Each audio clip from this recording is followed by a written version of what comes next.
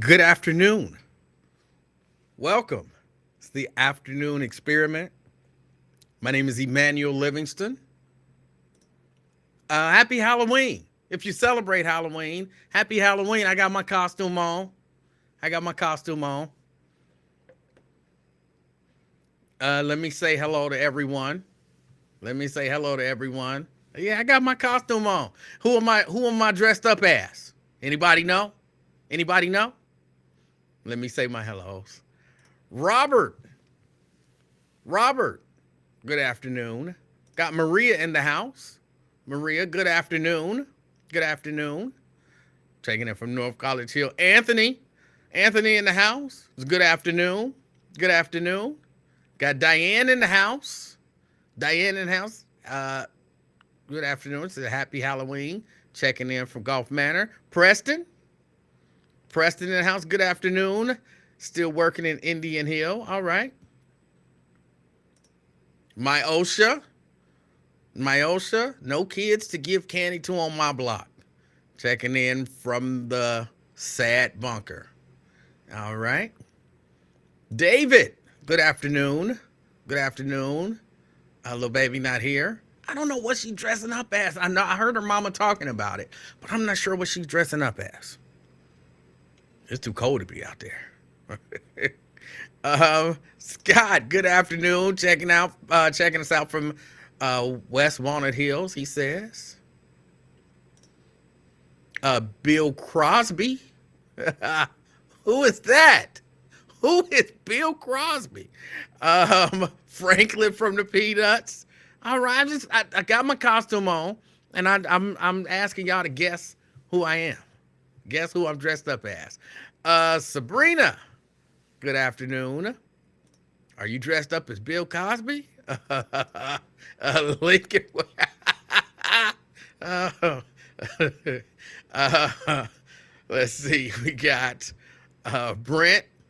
Brent checking us out. Dallas, Texas, with all of the S's. Stefan Morgan from Grand Rapids, Michigan. Hey, thanks for checking us out from Michigan. Got Samuel in the house.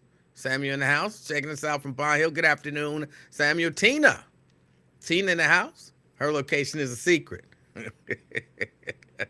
All right. Let me see. Anthony Prosser. I thought we can put an S on every word. Got Benita. Good afternoon, Benita. Check us out from Roseline. Diane. Oops, I messed up. I knew what you meant. I was just being silly. Said he is the other half of the rap duo, Favor and EM. I don't know what that means.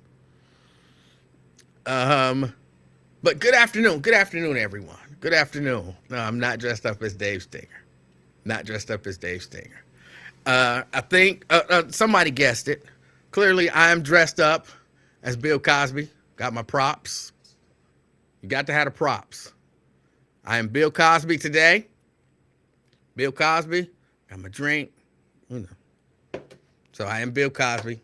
This is my Halloween costume. And that's it. All of that for what was that? Maybe 2 minutes. 2 minutes. But yeah, see, that's why I got my pills is on this side. I got my pills here. I am Bill Cosby today. Drugging bitches. But what we got to talk about today? It's Halloween. You know, we got to talk just a little bit about the Lincoln Weir show today and former mayor Mark Mallory. Brent says, well, I'm glad you didn't pull out a pudding pop. Where would I be hiding a pudding pop? I'm glad I did not have a pudding pop somewhere to be hiding it and pull it out to show you. I'm glad about that too. Add Jello pudding pops and you'll be official. No. Everybody, Bill Cosby's known for one thing now. And everybody know what it is. Mark Mallory, he came on the Lincoln Ware show, and I had to say I don't think he intentionally misled people. I don't think he intentionally misled people, but he did. Eventually, with the help of my dear brother, some more truth came out. Some more truth came out. And it is just so frustrating. It is so frustrating that we have to keep learning little bits of truth here and there. We have to keep learning little bits of truth. Like, just give us the information up front. I said before Mark Mallory came on.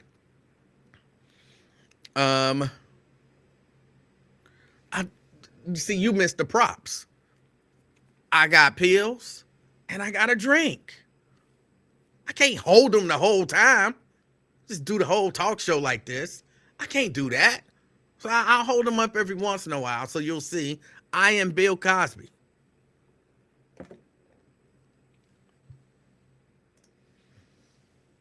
Shouldn't you have a bottle of pills and a drink in your hand? I can't hold them the whole time. But I said before he came on, I've not known Mark Mallory to be a liar. I've not known Mark Mallory to be a liar. I've known Mark Mallory to tell the truth. Now, he might only tell the portion of the truth that supports his story. But I've always known Mark Mallory to be an honest guy. And I'm glad that he came on, and I felt like everything he said, he was attempting to be as accurate as he possibly could. So I appreciate that. I appreciate that. But one of the things that we did learn, and this is what I've been saying for a while,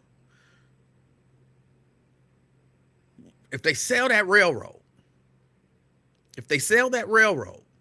you think they're going to be using that money for paving streets and fixing bridges and fixing your water and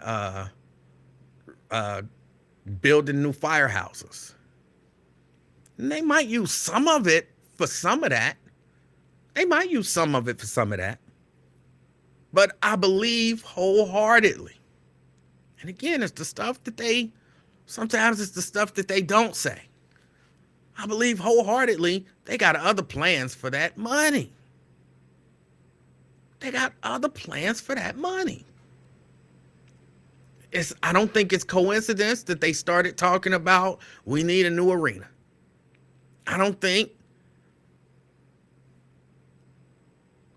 it's coincidence at all. Oh, I got some new people coming in. I'm going to have to hold it up every once in a while. Yes. It's Halloween. I am wearing my costume today, and I am Bill Cosby. I'm dressed up as Bill Cosby today, all right? But they saying, oh, we need a new arena. And they kind of just started talking about needing a new arena.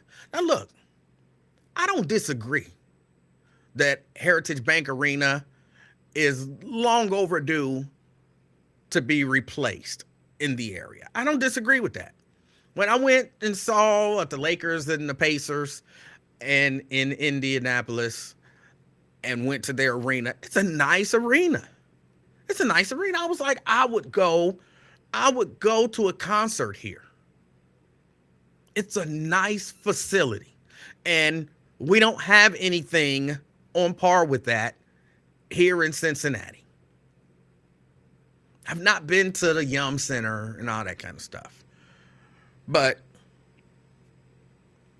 it's a nice arena. And we could use something like that. We don't have an NBA team, of course. But there's other things, concerts and NCAA, the earlier rounds in the NCAA and all that kind of stuff. There's a number of things that a city can bring in with an arena. So I don't disagree that we need one. All right. I don't disagree with that. But I don't think that we should be using infrastructure money for it. I don't think we should be using infrastructure money for it. And I wholeheartedly believe that that's what would happen. Every fiber of my being believes that. And they keep, they were saying like, hey, you can only use it for current infrastructure. Like you can't use it for new projects. You can't use it to tear down something and then build a new, like, but we all know that there's ways around this stuff. If you believe that they're gonna sell the railroad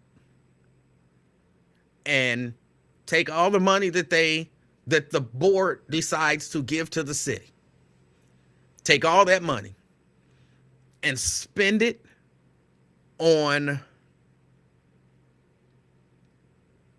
roads and fixing our horrible, horrible water. Again, it's scare tactics scare me away from voting for what you want me to vote for.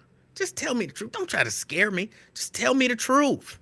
It's Halloween. Maybe they had to scare us on Halloween. They had to say, the water is evil.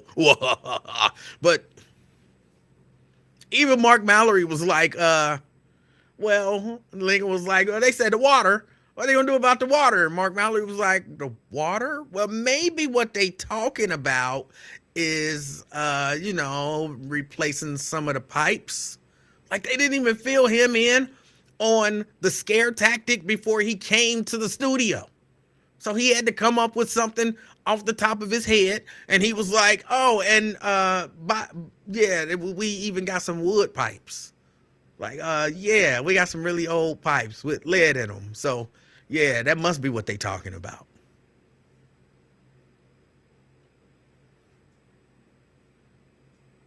Hey, come on. I don't, and, my dear brother, Nate, he keeps talking about, don't you trust all of these black council members? Let's say for a moment, I trust every one of them with my life. Again, they won't be around forever. They have term limits too. And this ain't just about next year or the next 4 years or the next 8 years. This is about moving forward. I'm not telling anybody how to vote. I typically don't do that. I might tell you how I intend on voting and why, but I typically don't tell people how to vote. But I do want people to, think about it. If I got to trick you into the deal, and then people keep asking, well, would a black community be better if we don't do this deal? Would a black community be better if we do this deal? I'm of the mindset that the black community will be the same either way, without some guarantees. The black community will be the same either way. If they do this deal and they get $200 million a year, and Mark Mallory, mentioned, they'll get the money and then, I believe they'll prioritize the black community. I believe that they'll spend the money where it's needed most. I don't believe that. Nothing in the history of Cincinnati, Hamilton County, Ohio, or the United States of America indicates to me that if you give people a whole lot of money, politicians in particular, a whole lot of money, that they're going to prioritize the black community over anyone else. I'm not even saying that they have to, but to try to use that as a selling point. Like they're going to have a lot more money, so they're going to prioritize the black community. No. Show me in our history here where that's been the case. I think in my mind, here's what it comes down to. In my mind, you want me to vote for something that may or may not benefit me. I'm going heavily with the may not. But you want me to vote for something that may or may not benefit me. You got to give me some guarantee to sway me back to the may. And saying, well, I believe that they'll prioritize the black community. That don't do it with me. Because I don't believe they'll prioritize the black community. So then how do we reconcile that for you to get my vote? Because that's the goal, for you to get my vote. How do we reconcile this for you to get my vote? I don't believe you. I don't believe me and my family in my house and, the property that I own and the neighborhood that I live in and my people. I don't believe we're going to be better off.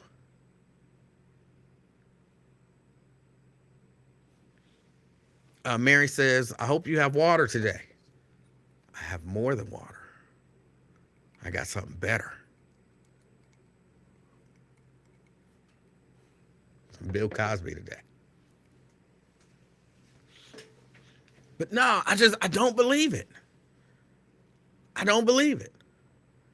So given the opportunity to either say, leave everything like it is and just let things keep going how they're going, or do this, it's gonna make some things better for some people, but you want my vote.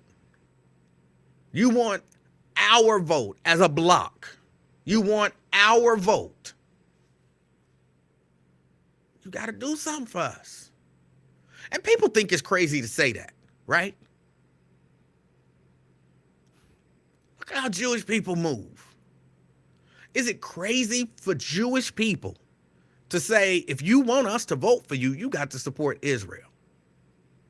I'm talking just on the national level. So if you want the Jewish vote, you got to support Israel. Are they crazy when they say that? What do they get out of Israel being supported? It's not even necessarily what you personally get out of it. It's about what your interests are. And people say all the time, because people, we all have to agree. We don't all have to agree. I don't think we all have to agree. I think when you hear people say vote your interests, that's what I want to see.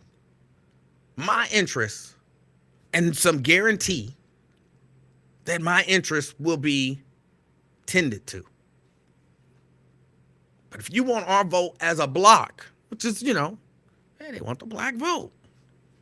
If you want our vote as a block, give us some guarantees as a block. You'll do it for everybody else. Do it for us too. Do it for us too.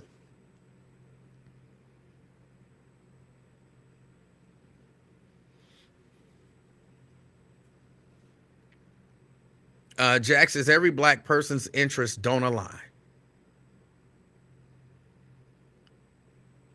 Okay. Then vote your interests. Angela says that part I disagree with quite a bit and not afraid to say. What are you disagreeing with? I'm not sure what you're saying.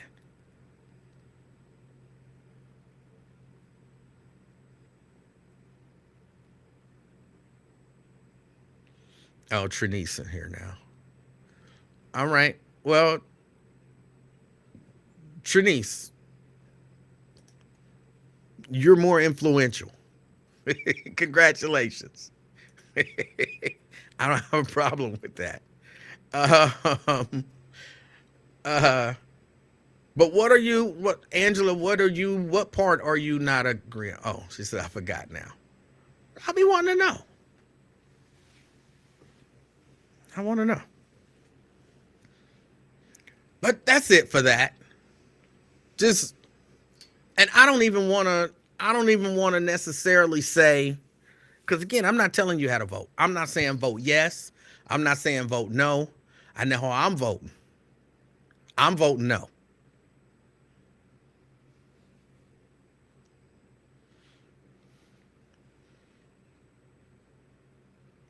Jesus is Nate calling. He sold all those Wolf tickets yesterday.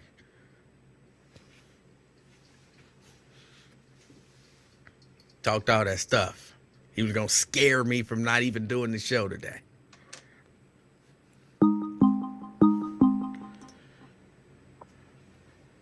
Caller. Emanuel Livingston, listen here. Uh-oh. First of all, President JFK said, ask not what your country can do for you, ask what you can do for your country. And everybody loved JFK, even if he did use those initials. JFK was a crook. His family were crooks. And so that's that. That don't move me at all. That ain't got nothing to do with the people loving him. And he was for the black people, too. The black people specifically, since I always want to talk about what about black people specifically. He was for the black people? Black people specifically, heck yeah. So he signed. What? So why you think Reverend Dr. MLK, another person who we use initials to refer to, why you think that the MLK and those people loved him so much? He was for us. Hold on, why didn't he sign that Civil Rights Act? Well, he was getting around to it. No, he had time to do it. He had years to do it. Well, sometimes you have to build up, man. No, you ain't got to build up to do what's right. So yeah, let's not get bogged down in that. He didn't love black people as much as y'all want to make us believe he loved black people, because he could have signed that before he got shot in the head. Well, you have to crawl before you walk. And let's talk about the guy who followed him, LBJ, Lyndon Baines Johnson, another initial guy who I'm gonna get on you about that messing with the vice mayor. I love Jan Michelle Lemon Kearney. I love Jan Michelle Lemon Kearney too. It's just kind of crazy for you to go off on her yesterday about other people referring to her as JMLK. She could have easily said, don't put that in my campaign ads. That's silly, it's corny, and I don't want it in there. I'm an adult, I'm a reasonable person, and I have better judgment than that. Well, I ain't never heard you make this complaint when AFTAB, the one I used to call the pure evil one, but he done came to his senses now, apparently, when he was running around talking about AFTAB trying to... That's his name. Now, if AFTAB had been going by AP, I'd have been like, no, bro, no. But it's the same point. You want to say it's silly to use initials. How silly is it to use AFTAB or whatever? That's an actual name.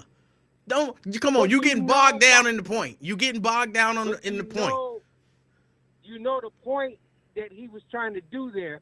The point I'm making is he was using that commercial to emphasize his name, and so if one is silly, so silly that you feel the need to publicly criticize somebody, why didn't you criticize AirTab? Because it's not the same thing. It's not the same thing. Now, where were you when I was criticizing? Hold on, where were you when I was criticizing PG for using PG? I ain't never heard that till yesterday. What? I used to criticize him all the time. I used to call him Procter and Gamble, Sittenfeld, and explain to him how silly it was that he used PG. I used to do it all the time. It wasn't silly. It was deceptive. He tried to silly on the city's love. It was silly. Procter and Gamble. Okay, how come have you ever criticized Procter and Gamble because, as Mitt Romney said, corporations are people too, my friend. I don't vote Now, for. I don't. run If around Procter and using, Gamble ever run for office, then I'll criticize them for using initials. but wait a minute, they run around. People refer to them as P&G all the time. I ain't never heard. Are they you, running for office? Deep down in my soul, it burns me up. Are they running for office? They don't have to. My criticism is using it in campaign ads. Are they running for office? Oh my God! Are they So running for office? If you was around in the '60s, you wouldn't have liked All the Way with LBJ. No. Come on, man. How you gonna tell me? Yo, don't give me. You asked me a question, I answered the question, and now you talk about. Come on, I don't like it. That don't mean you don't. You can love. You can love it. You can love it. You can call her that nonsense all the time if you want to. I don't like it. I think it takes away from the serious nature of Jan Michelle Lemon Kearney. I agree. To criticize her. To use that. Say basically that she did something silly. And it's not true. She's a very serious individual. I agree, which is why it's so off-putting. Which is part of this whole trend that I see of black people in Cincinnati going out of their way to disrespect people who are leading and who have led. Now, which gets me to issue 22. Yeah, let's get to that because that other stuff was nonsense. First of all, I don't have my notes here because I'm out in the car, but I heard you, something said, let me just stop the car so that my insurance company has got this tracking device on me and can tell when I'm doing anything but driving with my phone while I'm driving. I said, let me go check Facebook. And here I see you on the afternoon experiment, and I guess you was on time today, right? I don't know. I don't remember. I was close. Which means you're going to probably try to slip off of there early, right? No, I usually end up going late. Hoping that I wouldn't catch you, and then you could slip this stuff in here without me counterbalancing all the nonsense and the miseducation. I was hoping that you would call in. I was hoping that you would call in. Okay, so we have to go back for people to properly understand where I'm coming from and where the good people who are saying yes on issue 22 are coming from. All right. We have to go back to Ted Berry.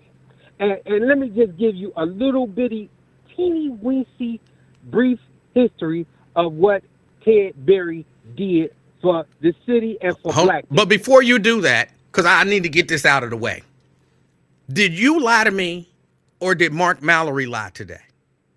Neither one of us lied today. You don't. And that's why hold on. You don't know what I'm talking about yet. Hold on. You don't know what I'm talking about yet. Let me get it out. You said to me. You said to me not too long ago. We had a whole conversation about it. You said the railroad has not been leased to Norfolk Southern since the 1880s. I said it had. And you tried to split all the hairs you wanted to split. You told me that it wasn't. That it was some mergers and all that kind of stuff, which created whole different entities. So it was unfair and untrue to say that it's been leased to Norfolk Southern the entire time. That's what you said to me. But today on Lincoln Ware's show, Mark Mallory said that the railroad has been leased to Norfolk Southern since the beginning. So which one of y'all lying? Neither. Now, let me explain. What? And actually, what? I'll take that, but then I'll go back to Ted Berry. All right. I could probably wrap this up, both of them, but I'll do it your way, since it's your podcast. Now, we have to get a context of why I said what I said. It's true. Norfolk Southern was not an entity. They had not merged. Norfolk had not merged with Southern when the Cincinnati Railroad or Railway was created. All right. It was not an entity. Okay. So You was on this big thing about people being precise and technical with their words and with their language. Correct. And that anybody who misspoke was lying. And I was trying to say to you, if that's the fact, actually, then when you just it's just the opposite. Ashley, but your friend Ashley said the same thing that Mark Mallory said. See, here's what happened, because I think you forgetting. Ashley came on. Second part of the answer. Ashley came on the Lincoln Ware show, and she said that it had been leased to Norfolk Southern since the 1880s. So then I came on this show, and I said it's been leased to Norfolk Southern since the 1880s. And then you came on this show and said, well, that's not true. It's been leased to different entities. So I said, then that means Ashley was not telling the truth. And you said, well, no, she was telling the truth. And I said, well, if she's telling the truth, then I'm telling the truth. And you said, no, that's not true. So then you laid out your argument for why that's not true. These two companies wasn't the same entity. So it's not been leased to the same entity, the same company, the same people since the 1880s. And you laid out your case that it's not true. I said, look, if it's not true, it's not true. I was just saying what Ashley said. So apparently it's not true. But then Mark Mallory came on, and Mark Mallory said the same thing that Ashley said, which I repeated. And now you saying what Mark Mallory said is true. So if I repeat what Mark Mallory said, are you also going to say that what I said is not true? Is every word in the Bible true? Is every word in the Bible true? Every word in the Bible is an actual word, yes. Is every word in the Bible true? I don't know. You tell me. I say the answer is yes. All right. But if you deal with some of these Looney Tune Hebrew Israelites, they'll say, well, there was no letter J when Jesus walked the earth. So there cannot be a Jesus because there was no letter J. Are they right? The answer is no. They're ridiculous. And just like it might not have been a letter J in the English language when Jesus was around, it doesn't mean that Jesus wasn't here, or that Jesus didn't exist, or that there weren't Jews or people named John. What in the hell are we talking about? What are we talking about now? Jacob. What we're talking about is the technical use of language. And you trying to say that everybody who says Norfolk Southern, that the railroad has been leased to Norfolk Southern since its inception is a liar. No. Hold on. You're getting confused. You're the one who said that was a lie. I accepted it as true when Ashley said it, and you are the one who said it was a lie. Trying to be contrary, you called Ashley a liar because you didn't know that I was quoting Ashley. So when I was saying it, you said it was a lie, but then I said, well, no, that's what Ashley said. Now you're trying to spin it to make it be true. I was not criticizing. I was just repeating what she said. I'm trying to help. And who was she? Who told her that? I have no idea who told her that. Whoever paid her, I guess. Right. And your thing was people who are discussing the issue 22, should be very careful with their language because they're saying things that aren't true. And once they tell you one lie, then you can't believe anything they said. And what I said is, Ashley wasn't lying. So if it wasn't a lie when you said it because you heard it from Ashley, why is it a lie when Ashley heard it from somebody else? Again, you are confused. You are the only one who called it a lie. Y'all all are technically wrong, but it's a difference between being wrong and being a liar. Nate, you are the only person who ever called it an actual lie. You called it that. You had a whole big thing where you were saying people were lying. Because people were. That was not one of the things that people were lying about. You're a little off, or they might get a date a little bit off. And so you got caught up. Just say you got caught up trying to prove me wrong, because that's really all it was. No. And the point was that Ashley may have been technically incorrect, but she wasn't lying. Okay. Just like you were technically incorrect when you repeated what you say you heard from Ashley. There's no way for us to know if that's the truth, that you got that from Ashley. And so the point is that Mark Mallory didn't lie, Ashley didn't lie, and I only said you were lying because you were caught up on this technical. You got to have every dollar right and every figure right. Now, Ted Berry, before he was the mayor, the first black mayor, and that's important to know. Before he was the first black mayor of Cincinnati, he also founded the Community Action Agency. Did you know that? And the Community Action Agency has done tremendous work for black people in Cincinnati. So we know a man by his works sometimes. And so based on Ted Berry's good works, we should give him the benefit of the doubt, and we should not tarnish his legacy. Now, after he did that, in fact, Ted Berry was so good, this is just a piece of trivia for y'all who probably out there Googling or trying to double check what I'm telling y'all. He was so cold, Ted Berry was, that LBJ called him up to Washington, a guy named Sergeant, I think it was Sergeant Shriver, called him up to Washington and said, we want you to duplicate this Community Action Agency thing you got in Cincinnati. We want you to take this model and take it all over the country and help black people and poor people all over the country. And Ted Berry spent some years. You gonna bring this home? Just that. Yeah, I'm gonna bring it home. All right. So Ted Berry goes on. I said that to say Ted Berry's a good guy. We should trust what he did because even before he was the mayor, he was looking out for black people. Now, Ted Berry serves as the mayor. He gets done with his term as the mayor. He gets out of politics. The mayor at the time was Charlie Lucas. They say, hey, Ted Berry, why don't you come sit on this railroad commission? Be a trustee of the Cincinnati Southern Railway. He says, sure.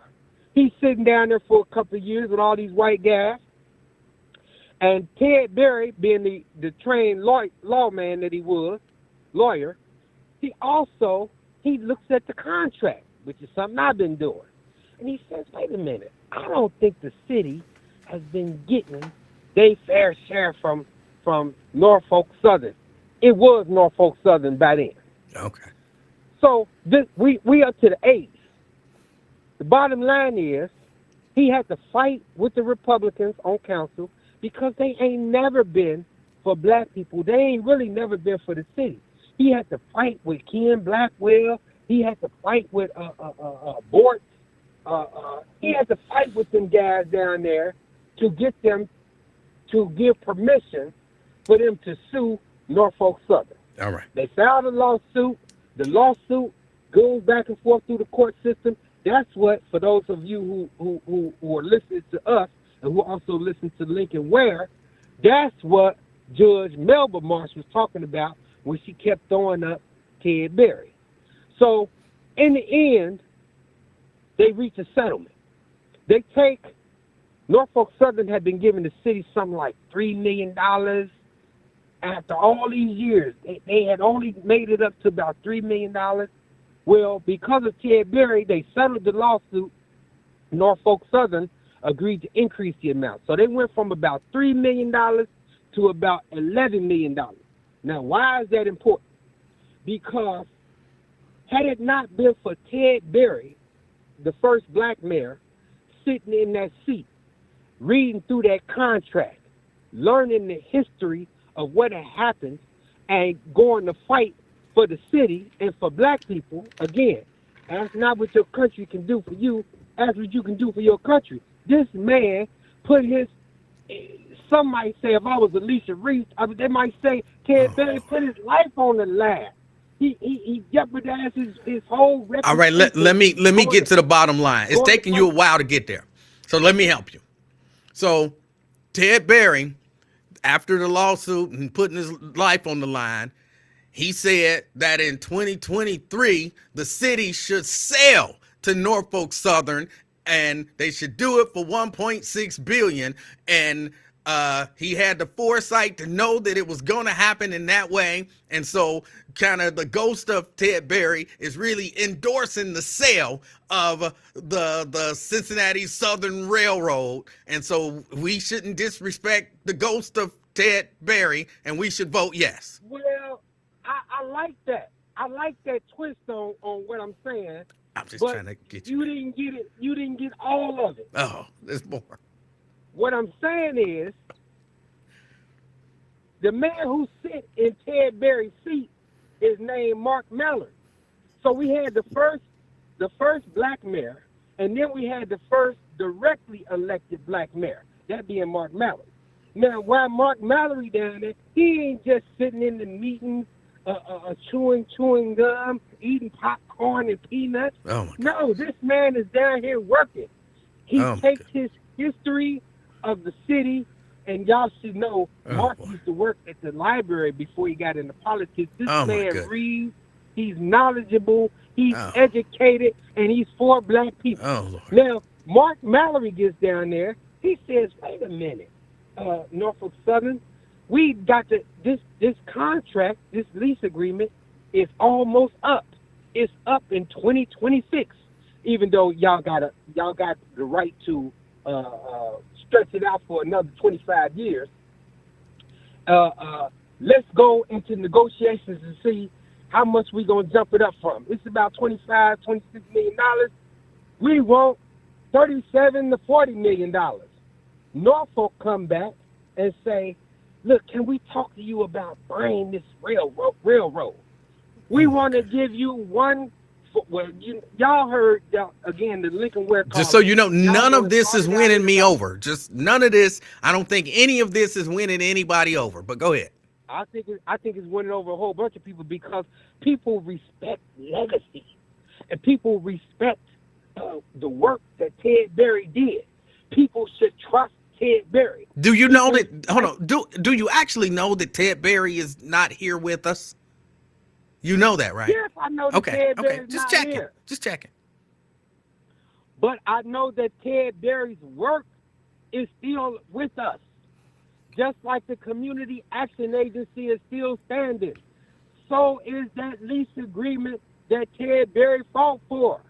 And what I'm saying to you is... So actually, if you want to embrace and celebrate the legacy of Ted Berry, you would say, keep the damn lease. Don't sell, because he wasn't saying sell it. He sued to get more money on the lease. So to embrace the legacy of Ted Berry, sue Norfolk Southern and get some more money on the lease.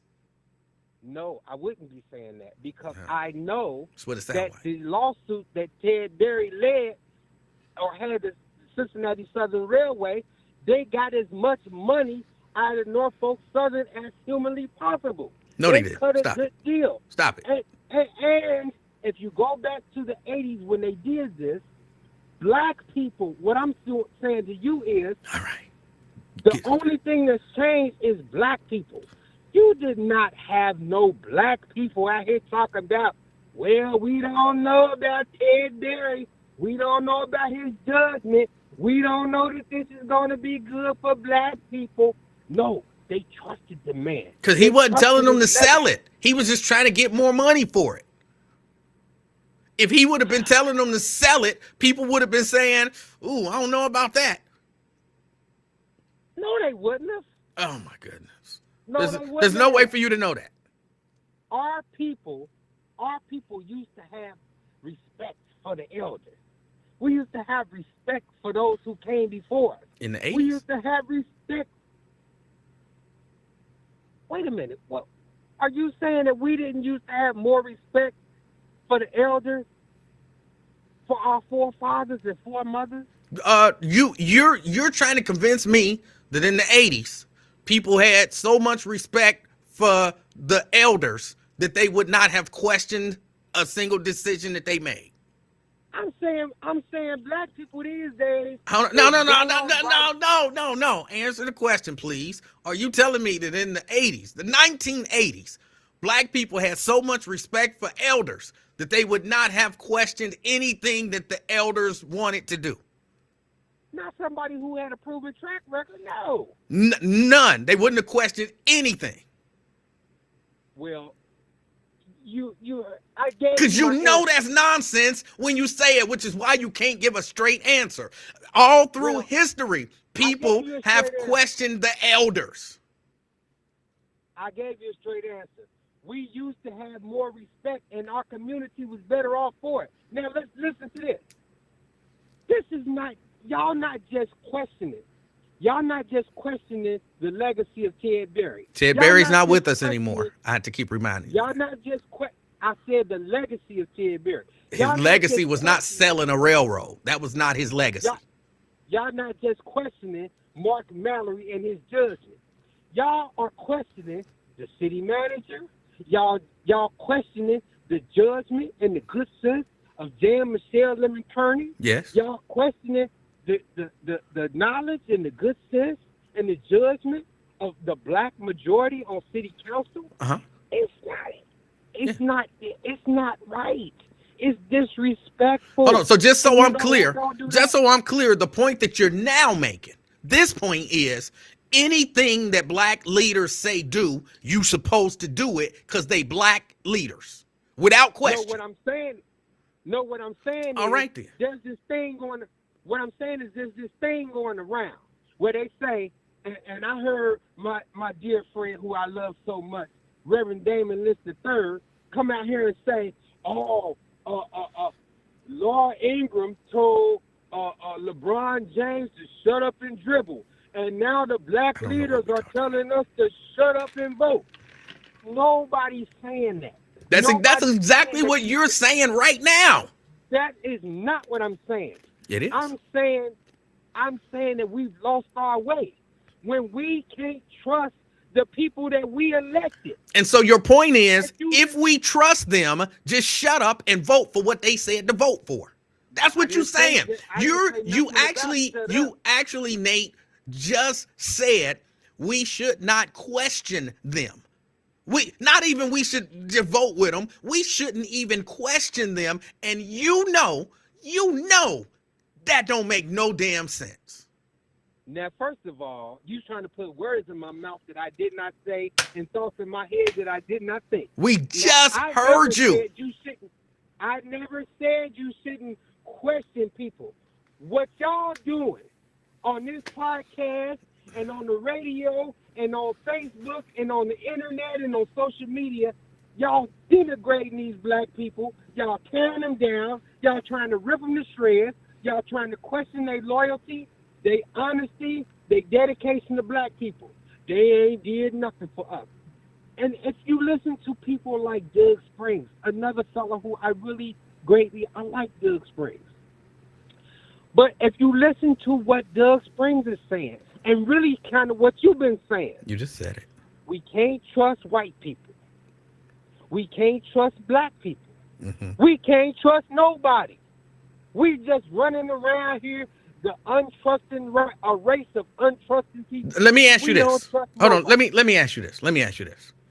When Dwight Tillery was in office, did you trust him unquestionably every decision that he made, or did you challenge him at almost every turn? Challenge him to be better. Which did you do?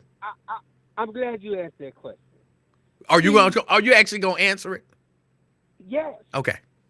Absolutely. Dwight is like a Gemini. That's not answering. Hold on. Answer the question first and then give the really long explanation. When Dwight was the mayor, did you blindly, loyally follow him because he was a leader, or did you question him and challenge him to be better? I ain't never said nothing about. I don't like the question. Okay, you don't gotta like the question to answer it. I never said people shouldn't blindly follow anybody. Did you question Dwight Tillery and challenge his decisions when he was the mayor? This is such a silly question. Just answer it and we'll be past it. I can hardly answer without laughing. Laugh and answer. Go ahead. Now, the answer is I push the white Hillary to be a better man. That's right. That's right. And that's all we are trying to do with the black leaders on council, the vice mayor, Mark Mallory, and everybody else. We are just trying to push them to be better and make better decisions and to maybe think more about the black community as they make those decisions. All right. But it's a big difference. Oh, First of all, it's a real big difference. Because first of all, you have in the white Hillary, again, a man who I really admire. Uh-huh. But the white is like a Gemini. You got the white Hillary, and then you got the black Hillary. I love, honor, respect, and follow the black Hillary. But I never cared too much for the white one.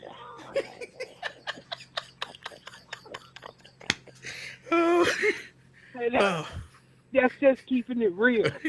So I really can't even answer that question because which Hillary are you talking about? The white one or the black one? I'm with the black one, not so much the white one. Now, and let me tell you, so the black Hillary is the guy who stood up for black restaurants, stood up for small businesses. The black Hillary would be behind selling this railroad. It's the white Hillary. The white Hillary is the one who gave tax breaks to them rich white folks down there at Procter & Gamble and all them corporations, stock options. That's the white Hillary. So, no, I can't get behind it. Now, I finally got Mark Mallory to say something today on the radio that I think everybody should have heard. It goes to infrastructure because y'all keep saying, how's the black community going to benefit from this? Specifically, how's the black community going to benefit from this? Now, keep in mind that my perspective is what's good for the city as a whole is good for the black community. That's just my opinion. That's just my perspective. Okay. But if you really want to get down to it, hold on. Hold on before you move? Can you tell me what was that perspective again? What's good for the city as a whole? For the city as a whole. Go ahead. It's really good for the black community. It's really good for the black community. That's right. All right. I just wanted that so you can't say I put words in your mouth because you know that's coming back up in just a couple minutes. But go ahead. So Ted Berry's deal, it did benefit the black community. It did benefit the black community. The city is better off because of what Ted Berry did than it was before what he did. Now, what nobody can answer is how it benefits the black community to accept $25 million, or let's say it goes up to $40 million, versus getting, and I can say this because I'm not with the campaign, getting $80, $90, or $100 million a year into the Cincinnati Southern Railway.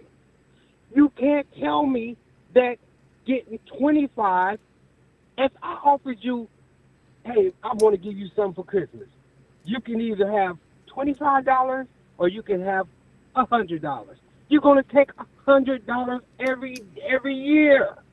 So these people talking about, oh, it ain't going to be better for us to get more money.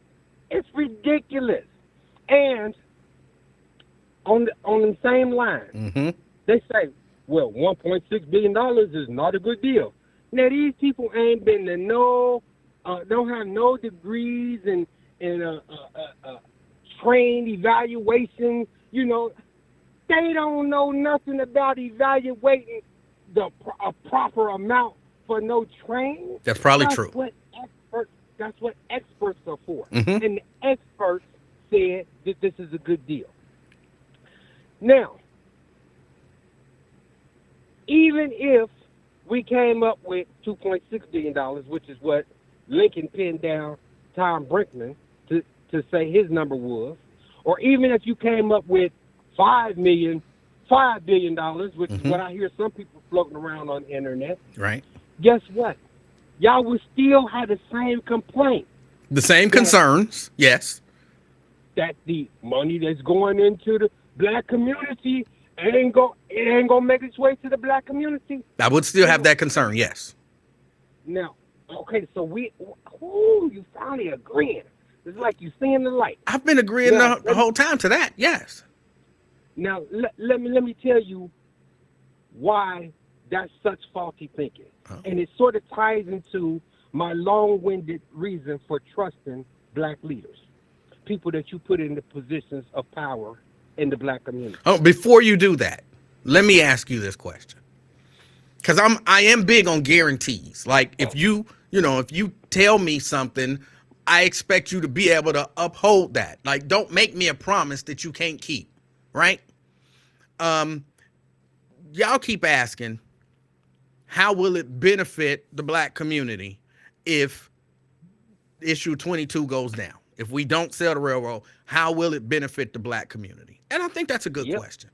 So my question becomes, what guarantee do we have that it will benefit the black community if the sale goes through? And that's a trick question. Because why are all my questions trick questions? They're simple questions.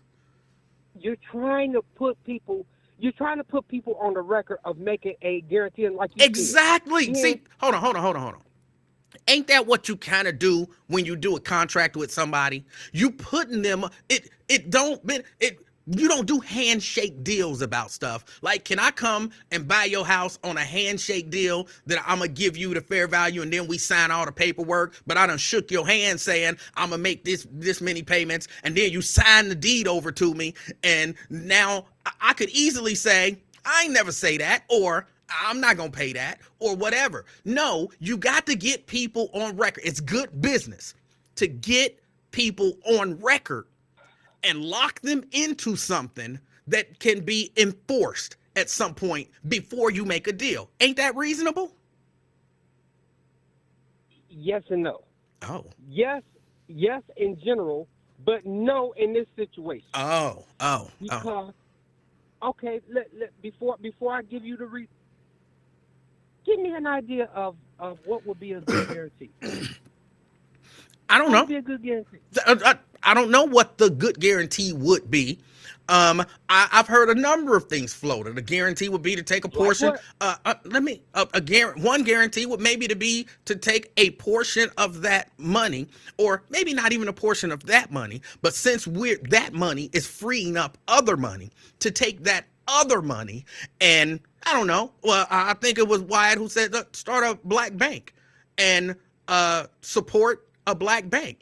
Other people have said, I think even you said, take some of that money and buy some homes and do something with those homes, maybe really low interest loans or something like that to people who, with the homes.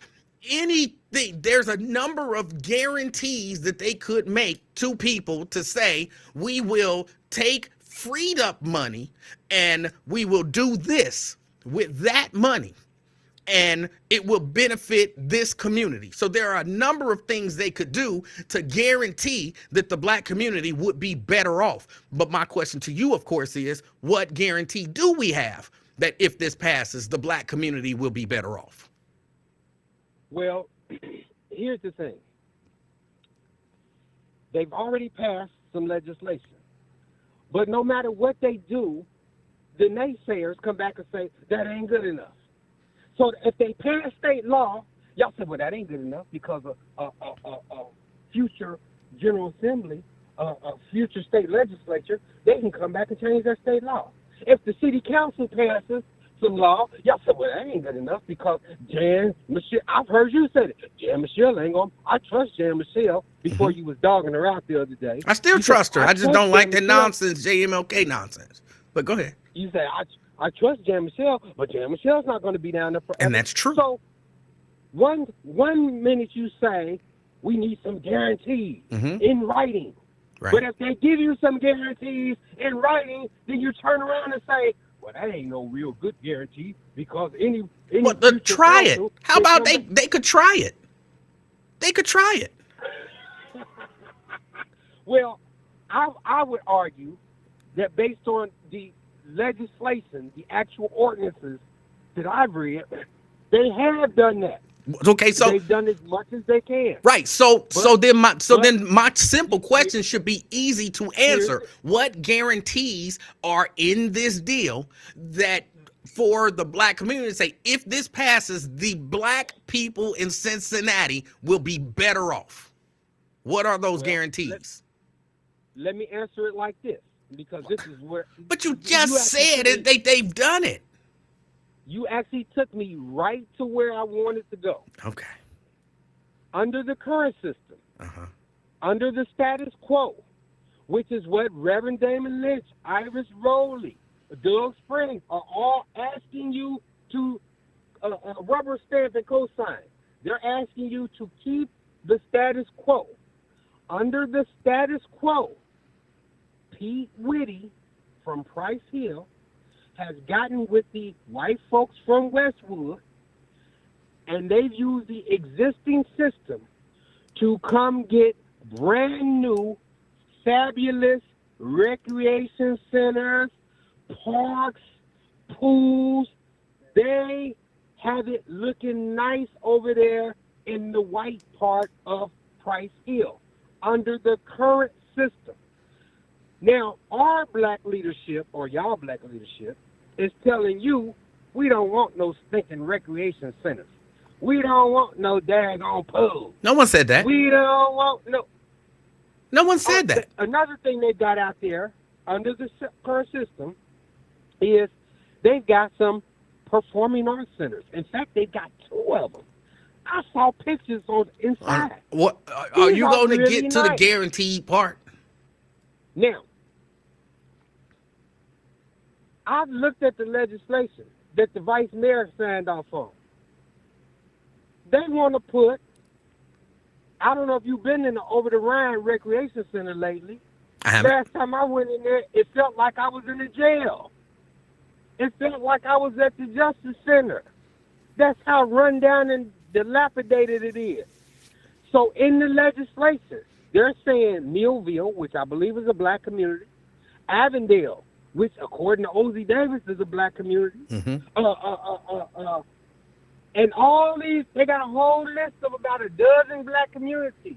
I'm not like James Chung when he used to be on the radio with Steve Reeves. I can't call him out. Monterey, Bond Hill, bro. I can't call him out like they used to do. But I can tell you that there is a guarantee, a law, a ordinance that says we are going to take this money and we're going to put it into these black communities. Now, you just said. Wait, hold on. Wait. Just so I'm clear, it's in writing that they're going to take money and put it into black communities. Yes. Oh, okay. You might have something. And that's what it says. Black communities. It don't, of course, don't. It lists the communities. Oh. Now, see, again, here we go with these. What's the time frame that is going into these communities? I'd have to go pull up the legislation. Oh.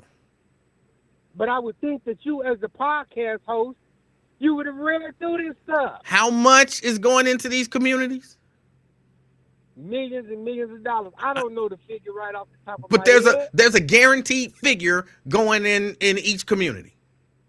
Absolutely. Oh. But This ain't one of them tricks, is it?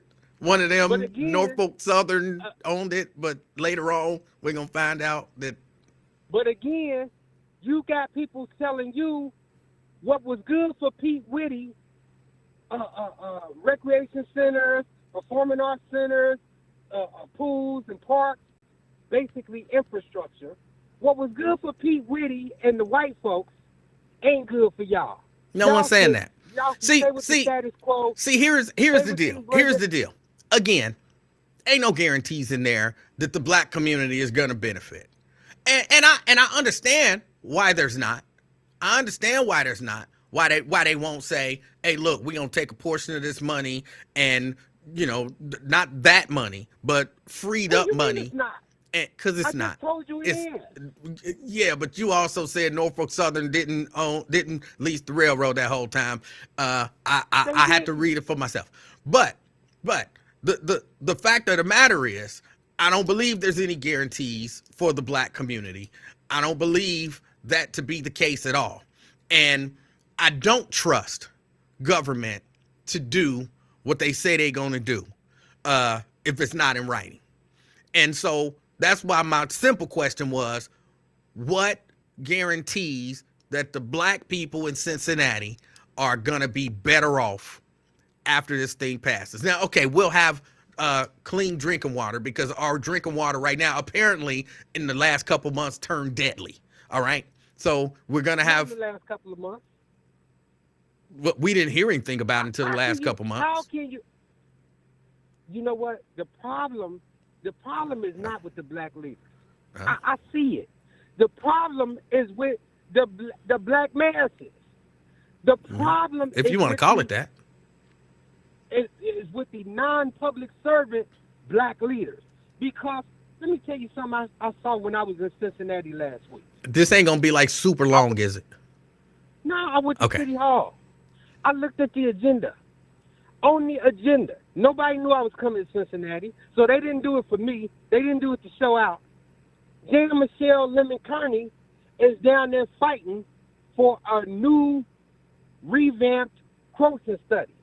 And everybody who listens to you ought to know that you need a Croson study before you can start putting money specifically into black-owned businesses and women-owned businesses and whoever been discriminated against. You need that Croson study.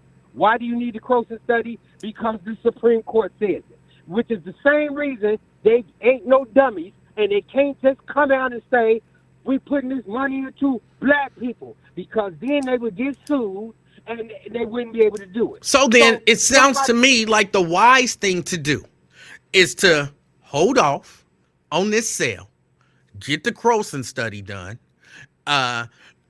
retool, look back at it, do the lease, retool and look back at it. Norfolk Southern will still be there in spite of the fact that y'all keep trying to convince us that somehow they're going to go out of business in the next 3 years. But Norfolk Southern will still be there. They still going to want to buy it. And once you can do all of that and make those guarantees and have conversations with the people, then come back. And you can guarantee all that. You can guarantee what? You can guarantee that Norfolk Southern's going to still want to buy it, that Norfolk Southern's going to be in a position to buy it, that Norfolk Southern's not going to go out of business, that the lease provides a mechanism for them to come back and buy. You can guarantee all that stuff. Here's what I can guarantee. Norfolk Southern will still be in business. Wait. You said you about guaranteed. That's what I'm telling you what I'm guaranteeing. Can I tell you what I'm guaranteeing? I am guaranteeing that Norfolk Southern will still be in business in 3 years. Guarantee it. All right? Now, in 3 years, you'll be like you was on that marijuana. I didn't ever said that, so maybe I need to get my pen and paper and write down exactly what you said on this date and time. All right. That would be a good idea. I guarantee you Norfolk Southern will be in business in 3 years. I guarantee they still going to want to buy that land and the railroad and everything that go with it. All right. What else was the other thing? I guarantee they'll still have the money to buy it. What was the other thing? Will we be in the position to sell it to them? Yes, I guarantee all 4 of those things. Guarantee it. And your answer shows that either you haven't read the lease or you don't understand the lease. Norfolk Southern is basically doing us a favor. Oh. They're trying to buy this, give us $1.6 billion. The lease that our dear brother, rest in peace, Ted Berry, negotiated, he had to work with what he had to work with. So the lease renews in 2026. Mm-hmm. Guess what? You don't wait till 2020. You don't wait till December 31st, 2025 to renew the lease. You renew the lease right now. That's how you do in business. They are going to be there. They are still going to want to buy it. They've been, well, according to reports, which is just, it's true. They've been trying to buy it even during this current lease. They've wanted to buy it for a while. So what make you think that after November, they just gonna not want to buy it if they don't end up buying it right now? Like, you really think in November, issue 22 goes down, Norfolk Southern just gonna say, F it, we don't want it no more? Is that what you really think? I think Norfolk Southern, yes, I do think that. Because, that's not reasonable. Again, do the math. If I can give you $40 million to lease something for 25 years, and $40 million is on the high end, how many years would it take before I reach $1.6 billion? I don't know how many. I'm not that good at math. A whole bunch. Well, so then, wait a minute. Then the logic behind what you're saying makes no sense, because they're leasing it for $25 million now. So why would they want to buy it? Why do you think they want to buy it? You really think Norfolk Southern only wants to buy that land to do Cincinnati a favor? You think that's how corporations operate? Like, oh, let's do them a favor and buy that land for $1.6 billion. This is a favor. We don't want it, but we do want to give them $1.6 billion because, we nice. Why do you think they actually want that land? Well, it's a long story, and as soon as I start talking, you're going to start huffing and puffing and saying, can you speed it up? And then I'm going to miss something crucial to the people's understanding. So let's just say they own the tracks, railroad tracks lead from somewhere to somewhere.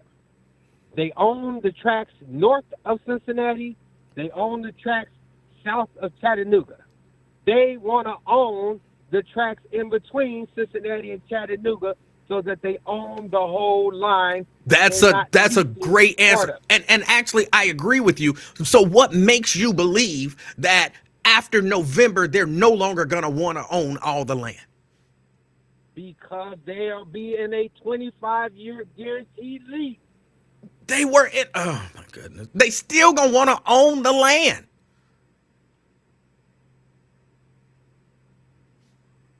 I'm saying, you're asking people to gamble. And I'm saying they shouldn't gamble, because with the money that they can get from the sale, the black community can look transformed in 25 years. All right. This is Ted Berry's legacy. Mark Ted Berry. Mallory has picked up the torch and ran with it. We ought to trust black people. We ought to get away from all this conspiracies.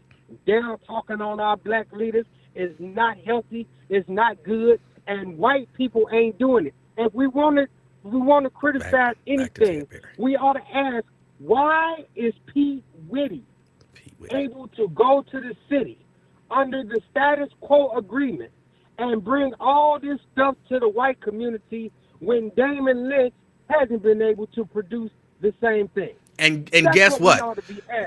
He'll still be able to do that and do the same thing. And with no guarantees, it'll happen the same way, just on a larger scale. That's it. No way. That's no it. Way. It'll happen the same way on a larger scale. They'll have a new arena paid for with railroad dollars. They'll, they will go buck wild with that money, and guaranteed a lot of it probably gonna end up in the hands of, like a 3CDC or something like that. They'll start some other Hey, whatever, and guaranteed. guess what? That's another one of my Black guarantees. people, black people ain't against a city-owned arena. Why Well, would black people be against that? first, this is what'll happen. It'll be city owned until they, tear it down and build a new one, and then sell it to 3CDC for $1. And then, Nah. yes. And that's another thing. Y'all always talk about 3CDC. Instead of hating, why don't y'all go out there and create one? Where's the black 3CDC? Well, Guess what? Here. If you sell that choo-choo train, you can get a black 3CDC. Oh, hold on. That's what you think gonna happen? Hold on. Now, I'm just asking you a question. Is that what you think is gonna happen? You think they gonna sell the train and then they gonna give, let's say, Damon Lynch $50 million to start a development corporation, a black development corporation? That's exactly what I think is gonna happen. You out your mind. I think Damon is playing y'all. He's telling y'all, say no, say no, say no. Push for a higher amount. You out your mind. Keep pushing for black inclusion. And then it's just like, how much money? Okay, let me. You're not being reasonable now. You're not being reasonable. How much money did Damon Lynch get for that church out there in Roseland? I don't know. I have no idea. What I'm saying is, I remember it being a big mess about Damon going to the city asking for some money for property that was owned by him. And I remember Damon and his people saying, oh, this ain't just about him. This is about the whole community. This is going to be a community effort. The black community is going to benefit. And I don't remember the little black people like you and the people who listen to your podcast. I don't remember them saying, well, if it ain't putting no money in my pocket. I just talked to GC, by the way. And GC's bottom line, I don't want to misquote her, but was, if it ain't putting no money in my pocket directly, I'm against it. Y'all didn't say that. I'm gonna just tell you, you're not being you as they say, you jumped the shark. Like, you're not being reasonable. You're ceasing to be reasonable at this point. Like, no, sir. Hold on. So you really believe y'all have a lack of imagination? You really believe that what has happened to black people? So you believe Charlie Lukin got the best interest of the black community at heart? Nope. Okay. Nope. At least I had to throw one out there to test it, because I don't know where you at now. Charlie Lukin ain't the mayor. Charlie Lukin don't have to be the mayor. Charlie Lukin ain't on council. Charlie Lukin is on that board. So what? What you mean, so what? They control it. They hold it. Control where the money goes. They control how much money the city get. So what? What you mean, so what? The people who control how much money the city get, I might not be able to let somebody give me, instead of giving you your check, they give me your check, and then I determine how much of your check you get. You'll be cool with that? Again, no. Right.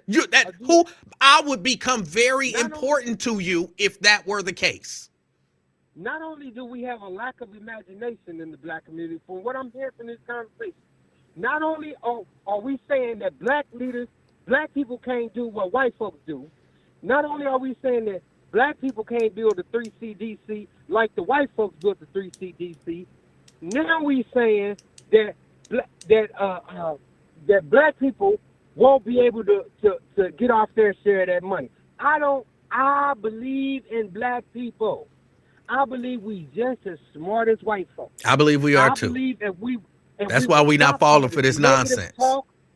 If we would stop all this negative talk, and we could build a community action agency, we ought to be trying to follow in the spirit of Ted Berry, not in the spirit of those people who say we can't do nothing, we can't get nothing, we can't smart, build nothing. And we are not falling for this nonsense, Nate. We just not. Listen, if I had my way, people would vote yes. They would take that money. They wouldn't look no gift horse in the mouth, and then we would go about building up the black Who would take that 3CDC. money? Who is we would take that money? Who is we? Well, y'all want to keep pointing to Damon Lynch? I'm asking you, who is, you said if you had your way, black people would vote yes. You said we would take that money. Who is we, and what money are you talking about we would take? So who is we? Eric Kearney. Eric Kearney is over the African American Chamber of Commerce. You're not answering my question. You're not answering my question. I'm answering it. Eric Kearney is over the African American Chamber of Commerce. Y'all got dozens, if not hundreds, of thriving and some struggling black businesses in Cincinnati. Everything. Who is we, and what money are you talking about taking? I trust that Jan Michelle Lemon Kearney's husband can find some black people to put together a black 3CDC. Nate? I trust that. Nate? That's my answer. That's not an answer. That's a turn non-answer. Turn to the expert in black businesses. Okay, so that's who you think the we is. What money would we take? Well, the city, under my plan, under my hope, would buy, for example, just like you talking about, they would buy an arena. Wait, so we talking about two different, hold on, just so because I'm trying to get, you're talking about two different we's, right? The we who should vote for it is not necessarily the we who would take whatever fantasy money we talking about. What? You said, if I had my way, we would vote for issue 22, and then we would take that money and do whatever it is you talking about doing. I said, who is we? You said we is Eric Kearney. Well, you ain't gonna just give it to Joe Schmo on the street. How do you think Eric Kearney has access to any of that money coming from the railroad to go take it and do anything with it? Oh, I get your question. You don't see how this would work. I'm asking how, in your mind, how does Eric Kearney have access to the proceeds, the interest of this money coming from the board that's only allowed to be used for infrastructure? Got you. The same way you talking about the city funding a black-owned bank.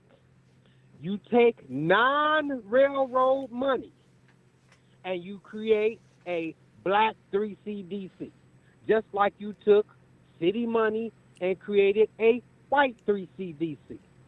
Then the city takes non-railroad money and go buy, for example, thousands of single-family homes in black communities like Avondale, like Millville, like Evanston. Then the city is now competing with the gentrifiers. And guess what? The city got more money than the gentrifying boys. So you take the city, that's where Eric Kearney comes in. And just so, hold on, and just so I'm clear, you believe that the city is going to take money that they would give to 3CDC and give it to Eric Kearney to basically compete with 3CDC. They won't be competing. That's what you're not getting. 3CDC got certain neighborhoods that they want to compete in. You got a black 3CDC. You know what? We don't even have to call it a black 3CDC. Again, we need to know our history and the good things that black people have done.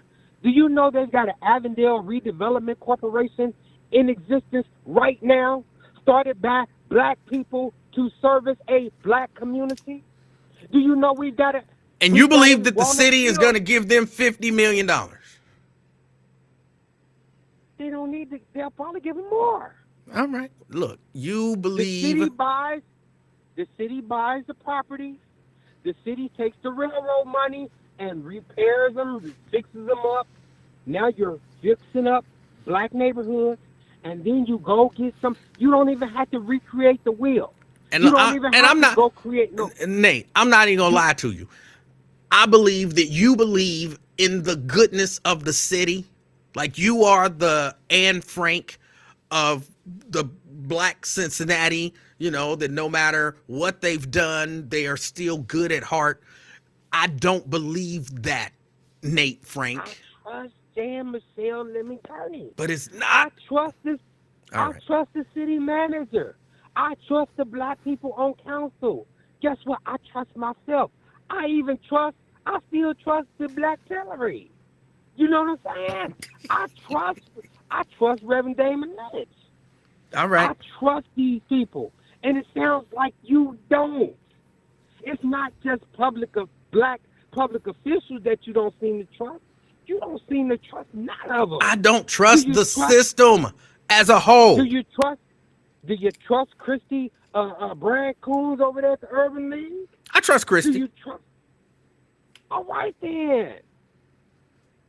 Are you telling me you All don't right then think what? Christy Coons is capable of putting her head together with Eric Kearney over there at the chamber and Damon Lynch over there at the church and Joe Mallory over there at the NAACP and saying, you know what? We got to deliver this time. We got this money. Our people is counting on us. No. So y'all take the railroad money. No. Y'all take the I don't trust non-railroad that. money, buy these houses. You take the railroad money, fix them up, then you lease them to Avondale Redevelopment Corporation, Walnut Hills Redevelopment Corporation, Evanston Redevelopment Corporation. No, I don't. I don't trust that. Well, no amount of me talking, no facts, no figures, no. Well, you haven't really. You didn't give any facts to support that. That you just gave conjecture and pie in the sky dreams to look. I can do that too. I can do that too. Check it out. Here we go. Because this is what you're doing, but just from a different angle. Law on Facebook. Here's what you're doing, but just from because I can do that. I'm telling you, I can do that. Vote yes on issue 22, because if you vote yes on issue 22, that's gonna free up money, and they're gonna give every black Cincinnatian $15,000 a year. See how nonsensical that sounds? I got no facts to back that up. I'm just saying something that I think might convince people to vote my way. Hey, you ain't got no facts to back up that they gonna buy some arena and they gonna give it to white folks for $1. That's what I said. I believe is gonna happen. That was not one of my guarantees. Well, I believe what I say is gonna happen. All right, but then you said that your issue was not that I don't believe in the black people, but I don't trust the facts and figures that you given that somehow gonna create the black 3CDC, and you didn't give any facts to support that the city is gonna throw $50 million at somebody and say start a black 3CDC, start a black development corporation, or here is $50 million to support your development corporation or whatever, and we're gonna give you this particular portion of the city and allow 3CDC to continue to work that portion of the city, and then we're gonna fund you both and funnel both of you the same amount of business and equity the whole time. You didn't give any facts to support that. That just was all off the top of your head. And it's beautiful. It's a beautiful dream, but it's nothing in writing to guarantee any of that. And if any of that was in writing, like, look, let's take your idea. We gonna start a black 3CDC. Put that shit in writing. I might vote for that. We gonna fund a black 3CDC. We gonna do the same thing we did with the regular 3CDC. We gonna give them $50 million to start out, and we gonna sell them stuff for $1 and let them develop it and give them this. Put that in writing. I might support that. Man, didn't I just explain to you we don't really need a black 3CDC because you already got All right, development so then put corporation in writing, in we the gonna black give, community. so then put it in writing, we gonna give this redevelopment corporation $50 million to start. And we're gonna support them the same way we do 3CDC. Put that in writing. Put something in writing. I got an idea. Put it in writing.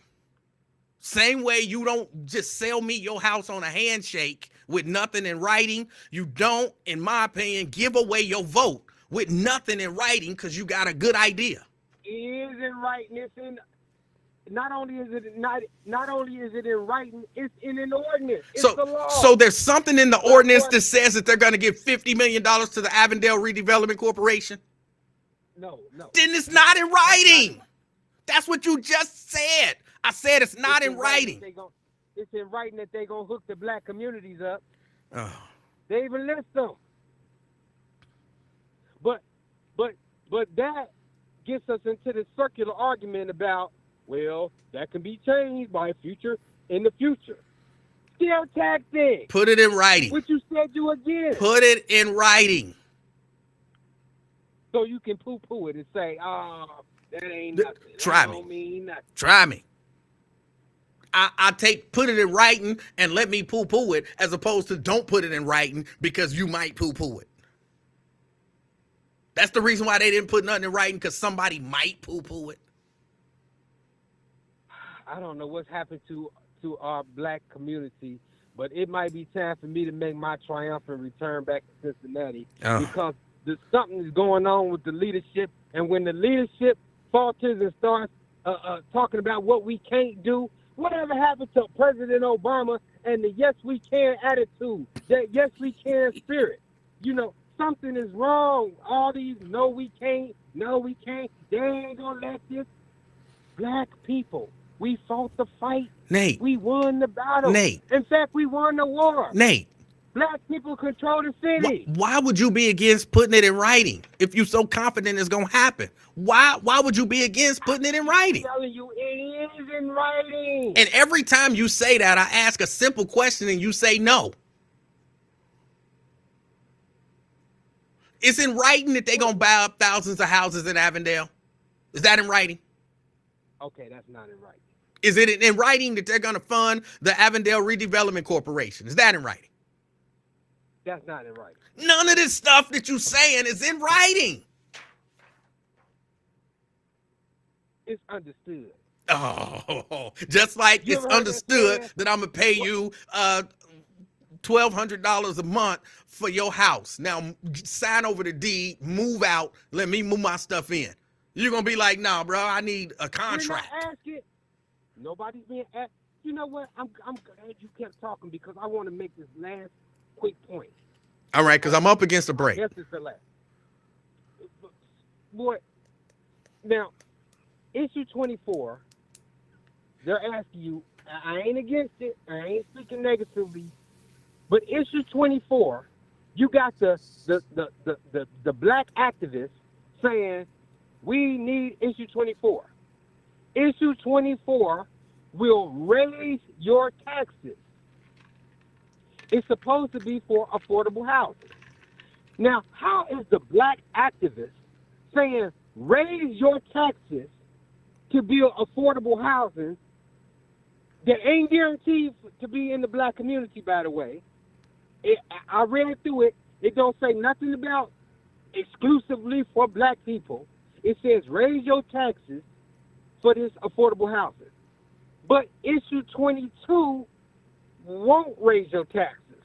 It's like getting free money.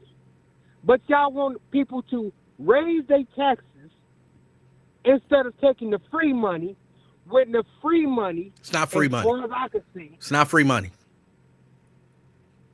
Well, how's it not free money? You're selling something for it. That's not free money. If you sell your house, did you just get free money? No, you gave up something to get that money. It's not free money. Oh, now we want to talk about the whole of the city. Did the black community sell something? You said it's free money. You can't be mad because you saying something is free money. That's not free money. No, I'm just saying.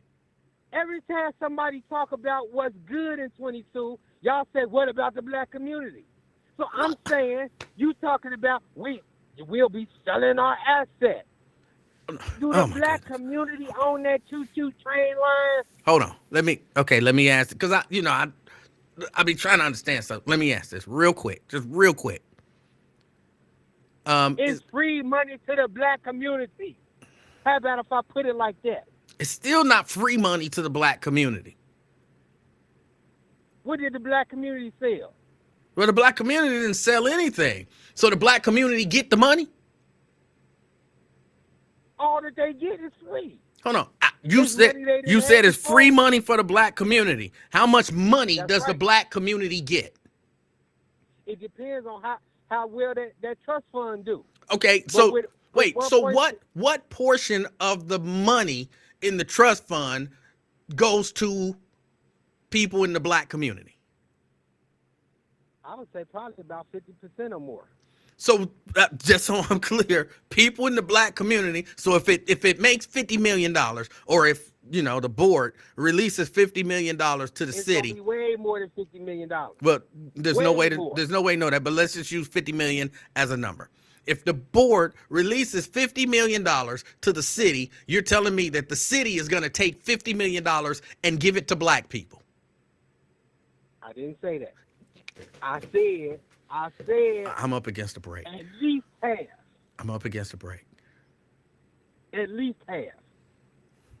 So the city is Can't gonna have it take. both ways. So the city is gonna You take can't have it both- 25 million of that 50 and give it to black people.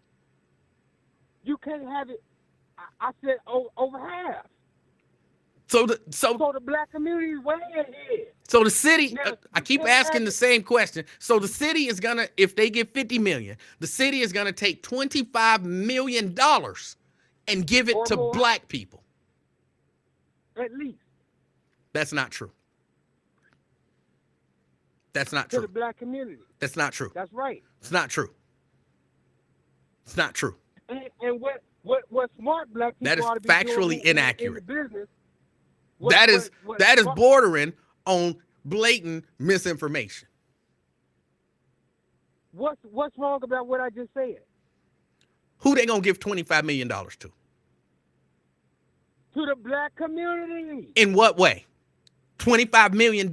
Not fixing some streets, not fixing some buildings. $25 million to the black community.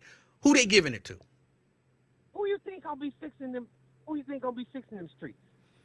Uh, Who you think gonna be fixing them recreation centers? a lot of white companies. Black-owned contractors. That's why all right. Dan Michelle Lemmy Turner's down there getting the Croson study right now. Okay, I'm up on a break. Updated. I'm up on a break. I gotta run. Yeah, that's right. I appreciate. That's right. You're so wrong, but I appreciate. Let's do this again real soon. You need some fresh thinking down there in the black leadership. Get rid of all that negativity. All right. We're gonna do this again real soon. I'm up against the break. About building up the black community. I'm I live, where I was born in. I'm late for my break. I bet you are. All right. I appreciate Vote yes on 22. I appreciate your call, sir. It's for the black people. Oh my goodness. Oh, he just made up a whole lot of stuff. I mean, he made up like good sounding stuff. He made up good sounding stuff.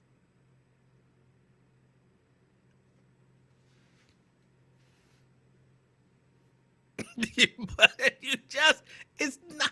I'm gonna have to talk to him off air and figure out what's really going on. I'm gonna have to talk to him off air and figure out what's really going on. Because some of the stuff was just not reasonable. Some of it was not reasonable.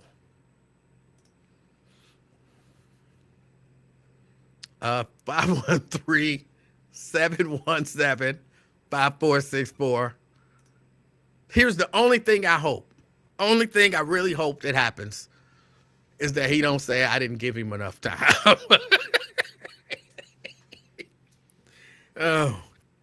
Oh boy. Oh boy. So okay, so that's that. Y'all know I didn't mean for that call to take that long. And if he was here at the house, we would still be going. I'm telling you, we would still be going, probably until late tonight. But yeah, Nate, I love you. I love you very much. But you are, in my opinion, so off base on this. You're so off base.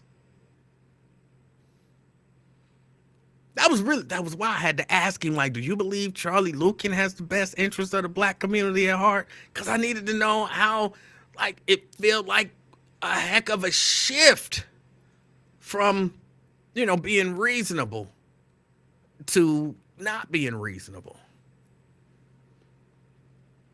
But, all right. There was other stuff that I wanted to talk about. The stolen jewelry. Deion Sanders, his people had jewelry stolen, all that kind of stuff. Deion Sanders has finally spoken up about it. He's finally spoke up about it. Deion Sanders says, who robs the Rose Bowl? He says, NCAA, you do something about everything else. Do something about this one. Says all that stuff should be replaced. Says this is the Rose Bowl. It's the granddaddy of them all, right? I'm sure granddaddy has some money. Grandpa should have some money to give these kids. I'm going to have a list made out for these kids, and I know they're going to be truthful about what they lost so we can try to get that back from them. They may not be able to get the items back, but we should be able to reimburse. I actually agree with him on that. I don't agree with the people who blaming the people who got their stuff stolen. I don't agree with that at all. I think the whole situation is terrible. Again, my only knock about the situation was when it happened at a HBCU. That was because HBCUs are not up to standard. A lot of people said that. HBCUs ain't up to standard. When it happened at the Rose Bowl, nobody's saying, oh, PWIs ain't up to standard. That was my only knock about that. I agree with Deion about this. I didn't actually see a video of him talking about it because I want to see if he has the same level of anger that he had at the HBCU when it happened at the PWI.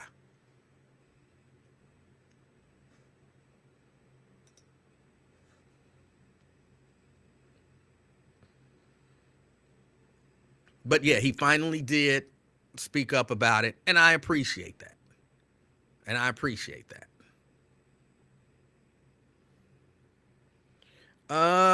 What else? Oh, eye drops. I meant to tell y'all about this yesterday. I don't know if y'all heard. If you use eye drops, they say eye drops sold at stores including CVS, Rite Aid, and Target could cause blindness. Yeah. This is from ABC News. Katie Kindlin from Good Morning America reports consumers are warned against using more than 24 eye drop products. The US FDA says the eye drop products were manufactured in a facility with insanitary conditions and that they potential risk of vision loss or blindness. Yeah, they say the item's supposed to be sterile, but they're not. The impacted products are marketed under the brands CVS Health, Leader, Cardinal Health, Rugby, Cardinal Health, Rite Aid, Target Up, and Velocity Pharma.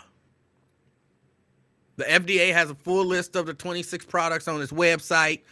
I don't know, if you use eye drops, I don't want you going blind because, you got dry eye, or I'm not even sure what the eye drops necessarily are for, but go to the FDA website and find out if your stuff is on the list. Don't go blind using eye drops that have been basically recalled. I just think it's important for people to know that just because. All right. On the line, CK. Praise the Lord. How you doing, Mr. Livingston? CK, I'm doing good. How about you? I heard your brother and you talk for over an hour. I was flabbergasted. Oh. I heard y'all talking, and it was over the damn initials. Yeah, I can't get with the initials, man. I just can't. Yeah. That's a personal pet peeve. It just, hey, I can't get you to watch the Bengals. You say you ain't watching them. You a grown ass man. Yeah, I would have never voted for if I heard campaign commercials and it was LBJ talking about vote for LBJ, I would have said no. If JFK, I would have said no. I don't like that. I think it's You don't childish. even know why you don't like it, do you? It's just something you don't like. It ain't really a reason, is it? And it's a reason. It feels childish Corny. and immature, corny as f. It seems like somebody trying too hard. You know what I'm saying? Trying too hard to do something hip and cool. And if you trying that hard, I feel like there's something like you can't blame, what people call you, but when you allow it to go into your political ads, I'm like, really? And again, I like Jan Michelle. I really like Jan Michelle Lemon Kearney. If I had a first choice to vote for, it would be Jan Michelle Lemon Kearney. So I know you had to have a W.E.B. Du Bois. You remember her? Did you say her? You remember her, W.E.B. Du Bois? Ain't it a girl? It's a black woman, ain't it? Not to my knowledge, sir. The girl that invented the hot iron cone? Ain't that W.E.B. Du Bois? No. What's her name? That was Madam C.J. Walker. C.J. Walker. There it is. I was close.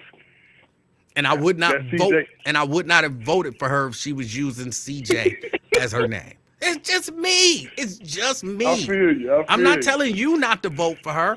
I'm just not. Yeah, I don't know why would people try. Like you said, you stated your reasons, and you said it's not a definite, but you said if she keep on doing it, she gonna mess around and lose your vote. That's right. That's respect. She could stop at any minute and say, look, don't put that JMLK nonsense in my campaign commercials. This is serious stuff about issues, and I don't need no silly nicknames in my commercials. I want to talk about issues, talk about my integrity, but don't talk about no silly nicknames. And, okay, now that's a reasonable woman.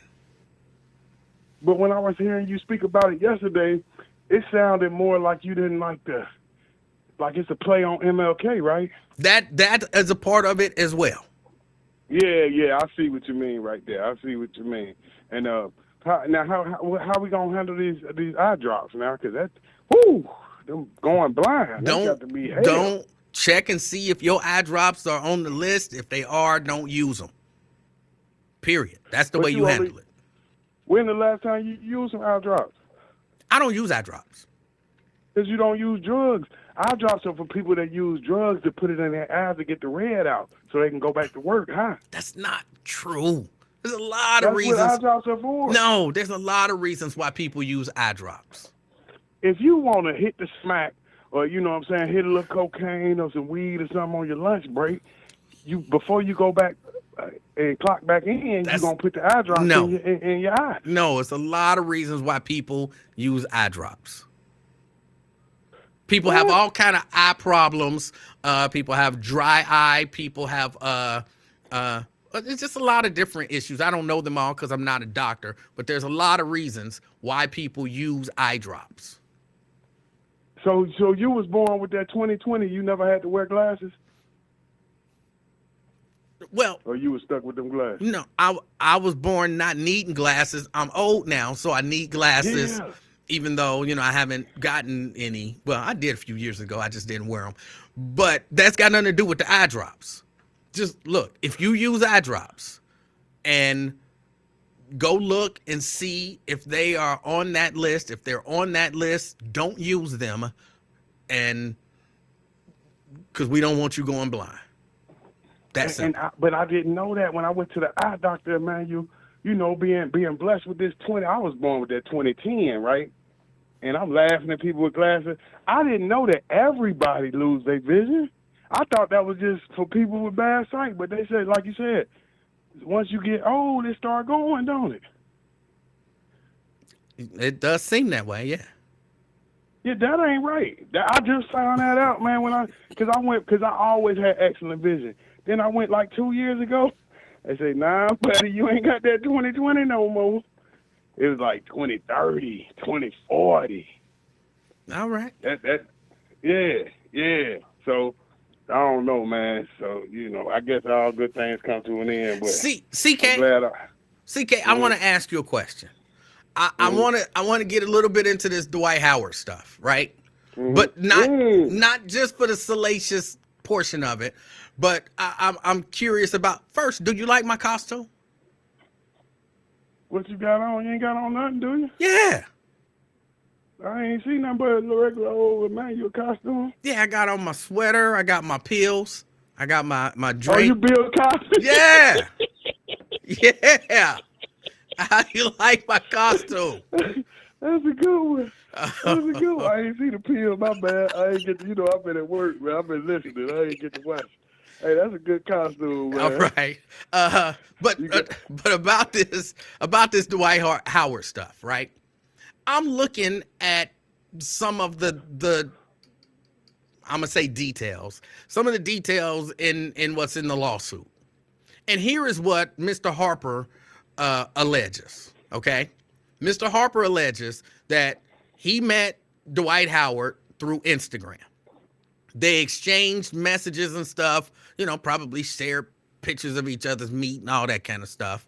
They decided they was going to get together at Dwight Howard's house. While he was on his way to Dwight Howard's house to hook up with Dwight Howard, and again, this is a man. While he was on his way to Dwight Howard's house to hook up with Dwight Howard, he says apparently Dwight Howard texted him and asked him if it was okay to invite an additional man or woman to join their little sexual thing that they was going to do, right? That's that called what's the word? You got to get menage. I think it's pronounced menage a trois. No, I'm talking about you can't mess with a girl without her. No. He's on the way there. And Dwight texts him and says, hey, bruh, can we have a third person with us? It might be a man. It might be a woman. Okay. And he tells Dwight, like, no, I don't want to do no threesome, bro. I just want it to be me and you. So then he says once he get to Dwight Howard's house, he said they was joined by a man dressed as a woman who identified only as Kitty. Yep, Rick Ross beard, don't forget. So there was some dude there dressed as a woman calling himself Kitty. Now, Harper say he tried to resist, like he was like, nah, I'm not into this. He says, but Dwight Howard and Kitty forced him to participate. But here is the way that they forced him, or at least this is the way that he's claiming that he was forced to participate. He says he was trapped in Dwight Howard's bedroom, and he believed that he would suffer imminent bodily harm if he resisted. So he went on ahead and did it, but the whole time he felt violated and humiliated. Now, my question to you is, because he's not saying, Dwight, they held me down and forced themselves on me. He's not saying they told me that if I didn't do it, they was going to F me up. He's saying, in essence, Dwight is a big dude, and I felt like if I really said no, that they was going to beat me up. But nobody actually told him that. Was he, given that set of circumstances, was he sexually assaulted?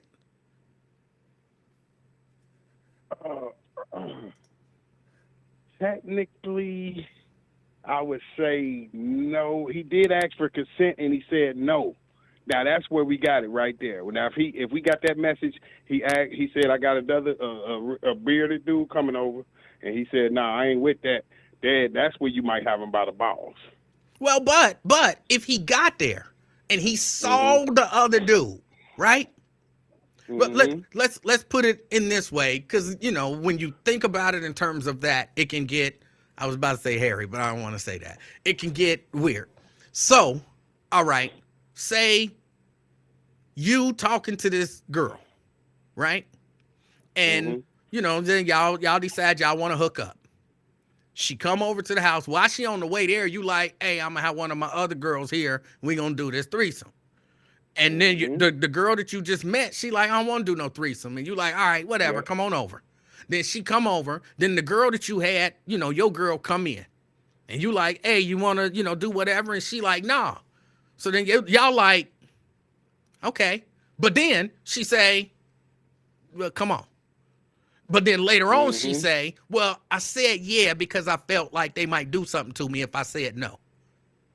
But you never told her, hey, either you do this or we gonna have a problem. Your girl never got up in her face like, nah, you gonna do this or we gonna have a problem. She just went on ahead and acquiesced because she was a little afraid. Did you actually sexually assault her if she agreed to do it without you necessarily saying, you better do it? Now, I think that's a wobbler. I think you can go both ways in there. No pun intended. I think you can get a not guilty verdict and a guilty verdict in that, because that's a wobbler, because all she has to do is convince the jury that she felt uncomfortable. She felt if she didn't do it, or if he didn't do it, that he would be face bodily harm. So that's why you don't mess around. That's what you got to tell the kids.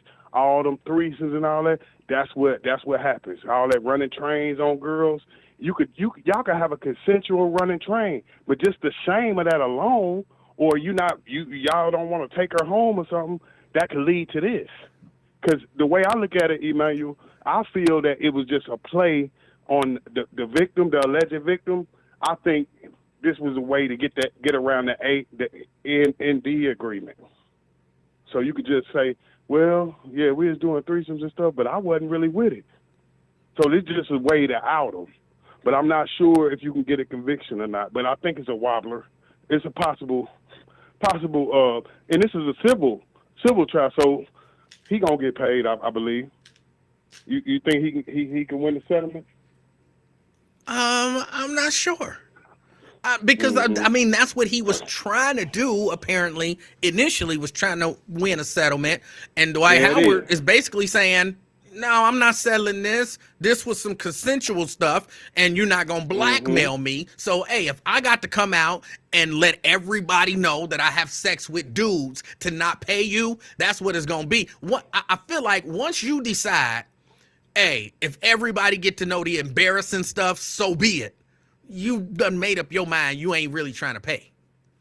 Because you don't think the extortion is going to stop. That's what makes you do it. Because you like, if I pay you this time, what's going to stop you from coming back at me again for some paper? But I really feel it. When he's doing this stuff with men, he's making them sign those agreements. So I think when you're dealing with those type of people, eventually they're going to figure a way around the agreement. And this is a way. It could be a whole lie. He could be down with that. This could just be the play to out him and try to get some money. That's what I'm thinking. I'm thinking like, oh, you think you slick, you making us sign this agreement. What's a way to get around the agreement? Illegal activity. What you think about my theory? Well, I'm not sure about your theory. I can say I like the way you thinking about it, though, in terms of, which is, of course, the reason why I kind of wanted to bring it up. Just that those of y'all who still out there, like, be careful, because just because it seemed like somebody consented, they can always come back later and say, nah, I didn't consent to that. And, how can you prove that the person didn't consent? And then you find yourself in a world of trouble. And that's why, Emanuel, that's why you don't want to bring the other people in your bedroom, because now, boom, I can prove this person came in there. Boom, I got a name. I know who he is. Woo, woo, woo. Boom. See, if you never did that, you ain't got to worry about that. So I think this how you get caught out there, man. Trying to them ND agreements don't do nothing. If you famous, you got to let them know your sexuality because it's gonna come out. Well, he let him know. I mean, he let him know. He showed up and it was a dude there dressed as Kitty. But we all know. Now, did you already know Dwight was gay before this? I never really thought about it. Like, for real, I never thought about whether or not Dwight Howard, somebody said, who was Dwight Howard? He's a very famous basketball player. But Yep. I Magic. never thought about it. Like, legit, never thought about it. I don't when I see people, playing basketball, I don't think, oh, I wonder if he's gay. And let me make this point clear. This is what made us think about it. We never would have thought about it until he went on national television and grabbed his players' nuts on live television in front of everybody in LA Coliseum. Yeah, I never saw in that. The Staples Center. Thank goodness. Yeah.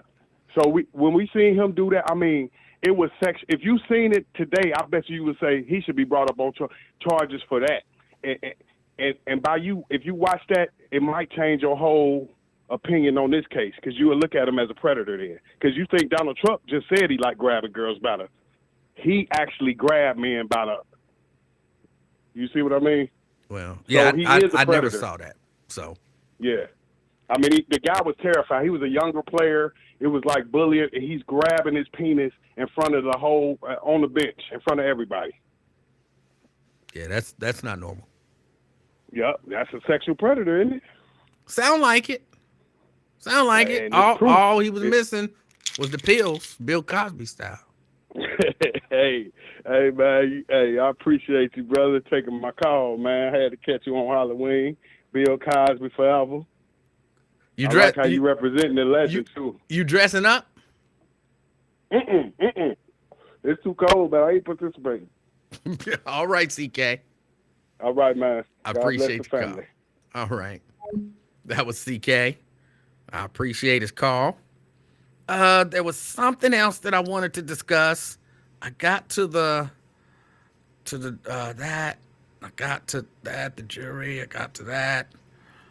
The only other thing I want to discuss, and I'm not going to prolong it because I do have to get out of here. But I think Donald Trump might be in trouble in Georgia.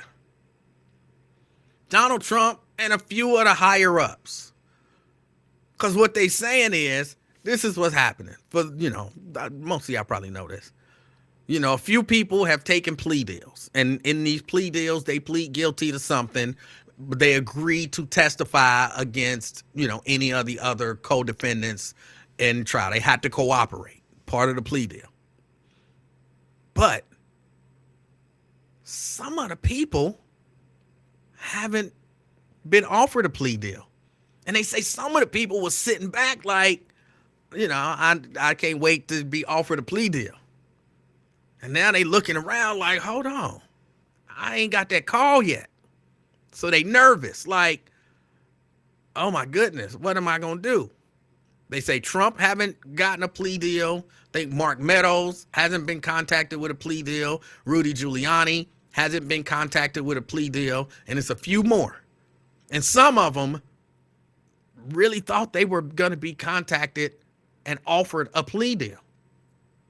I know a lot of people think, oh, just take a plea deal. Well, you can only take a plea deal if you're offered a plea deal. You don't just get to go in there and say, well, I want to plead guilty to a lesser charge. No, they got to offer you that. I mean, I'm sure you can reach out to them and say, can I plead to a lesser charge? And they'll be like, sure, or no. But you don't just get to do that. So some of the people thought, yeah, I'll wait till they contact me. I'll take the plea deal and just get everything over with. And they say to some of the people now who haven't been contacted about a plea deal, they're nervous. Because they like, they coming for me. And so they say some of them is like, can we move my trial date up? I want to separate my case from all the other cases, kind of in hopes that they'll, force the prosecutor to offer them a plea deal if they're valuable enough. Because you know what? When it's a lot of people, the people who get the early plea deals get the best deals, and the longer you wait, there's a good chance that you won't get as good of a deal. So some of them nervous. And if you think about it, depending on how, I don't remember how many defendants it was down there, like what, 17 or 19, something like that. If you get a good majority of them with the information that you need, your case might be rock solid with inside people telling the scoop. Again, I remember when all of this went down, people said, this ain't going to trial. None of this is going to trial. This is overreaching. All this stuff going to be thrown out. These cases ain't no good.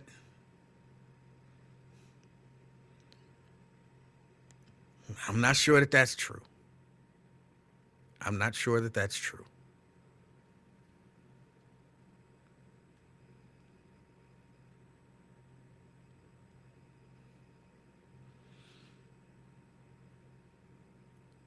GC says your brother was right. You're leaving early. I'm only on till 5. It's already 11 minutes after. I'm late, as usual, leaving. I'm late. Ron, I think you were one of the ones who said this ain't going to trial. These charges ain't no good. This whole thing gonna go away. You still think that? Twin. Can you hear me, man? I can hear you now. Hey, what's up, man? I had to call. Man, you know you ain't no Bill Cosby out, but you with her every day, man. Stop getting on here, pump face. This You got the this pill? is my costume today, my Bill Cosby. I am Bill Cosby. No, you got that date rate jug. You I want headed to over take there the to the pills White and House put too, it in huh? the drink. That's my Bill Cosby. I don't do a good Bill Cosby. Yeah, I see. I want to take the pills and put them in the drink. That was terrible. That was terrible. Man, you should be a comedian, man. You something else, man. Well, at least you got a good sense of humor. Laughter for the soul. Man, he been a cupcake, man. I've been watching his videos, and you know the internet ain't play right. They just show his old videos, him touching man, dummy, and all that, man. If you do all that, man, you been in a closet. It's just this Me Too movement now, and they coming out the closet, man. That's like my homie, the big homie Pimp C said, if you're ashamed what you do, just don't be ashamed what you do. Just come out the closet and everything. There's a lot of people in that entertainment business that's on the down low, but now they're coming out since everybody else coming out. You think you changed your mind on the railroad yet? No. You did. Hold on, but let me go back to what you were saying. He did come out the closet. Like Who did? Dwight Howard. Like, look. When did he do that? When he came out and said he had consensual sex with a man. That's coming out the closet every day of the week. Oh, I thought somebody, brought up false charges or something. Right, You know, but he could have allegations. denied it. But when you come out and you say, yeah, nah, he said that we intimidated him for sex, but nah, that was consensual. That's coming out the closet. But before then, there's really no reason to come out the closet. Like, I'm a big proponent of, I don't care if you gay. I don't need you. What did we want? Dwight Howard to come out, dunk the basketball, and then hold up a sign and say, "Hi, Mom, I'm gay." Like, no, I don't care if you gay. You do what you do, and you keep it to yourself. Yeah, that's what I feel. But some people, like I say, some people look up to you and stuff like, man, I want to be Dwight Howard and all that.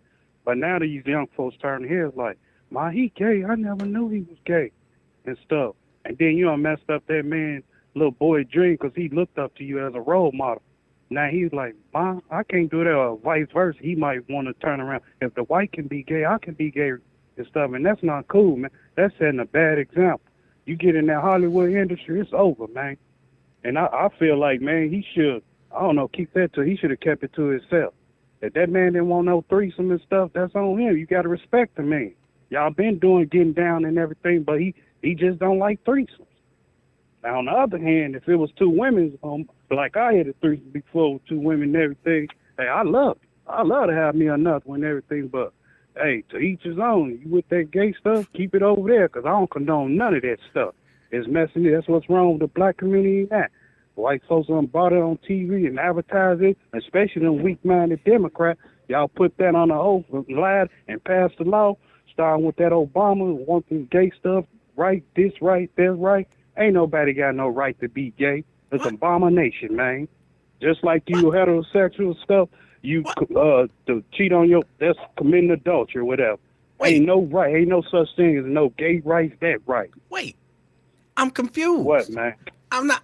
You ain't got to be confused. Catch up. I am. I'm confused. I'm not thoroughly understanding what you're saying.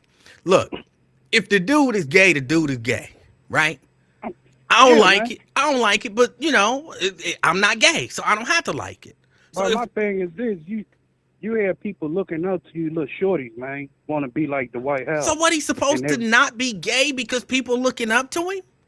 If he gay? I mean, to each his own. Keep that to yourself, though. And that's what he did. But that's what he did. He was keeping it to himself. Manuel, listen here, man. Oh. If you had a little boy, 6 feet, 7 feet, 8th grade or whatever, and he the center and stuff for elementary school and everything, and he want to he's 7 feet like and a center in the elementary school? Oh, that's big time.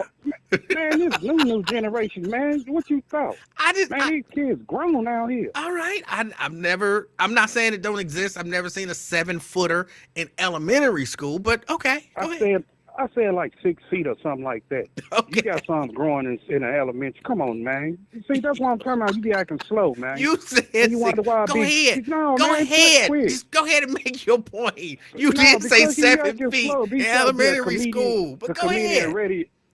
I'm saying the way these kids is growing and stuff, you know, them flaming hearts and everything. You think they ain't growing up? Okay. Like trees. Okay. Man, I'm just making my point because go you ahead. Acting slow, man. Go ahead, make the point. Go ahead. No, back to reality though. But for real, man, like I was saying, you got say you got a son, 6 feet. He said, man, he the center of the 7th grade, 8th grade.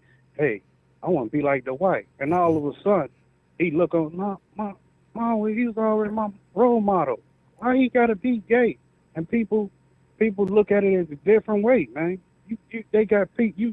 The government injecting all this stuff and these little kids mad. And you wonder why they commit suicide or do stupid stuff. It's because what they taught on the TV and all that, man. What? Government know what they doing to shut us down. Hold on. And people don't realize what. I'm confused again. You ain't gotta be confused. Catch up, man. I'm trying to catch up. You so far ahead of me that I had to ask questions to catch up. So, all right, listen to this. So wait. Let me ask questions, and then you answer the questions, and that way I understand. That's a way that I understand stuff. All right, come on, right? man. Hurry up. So this kid, 7th, 8th, 9th grade, whatever. He's a center. He's a big dude, and he idolizes Dwight Howard. All right. Dwight Howard's a center. He idolizes him basically because of his play, the way he plays basketball.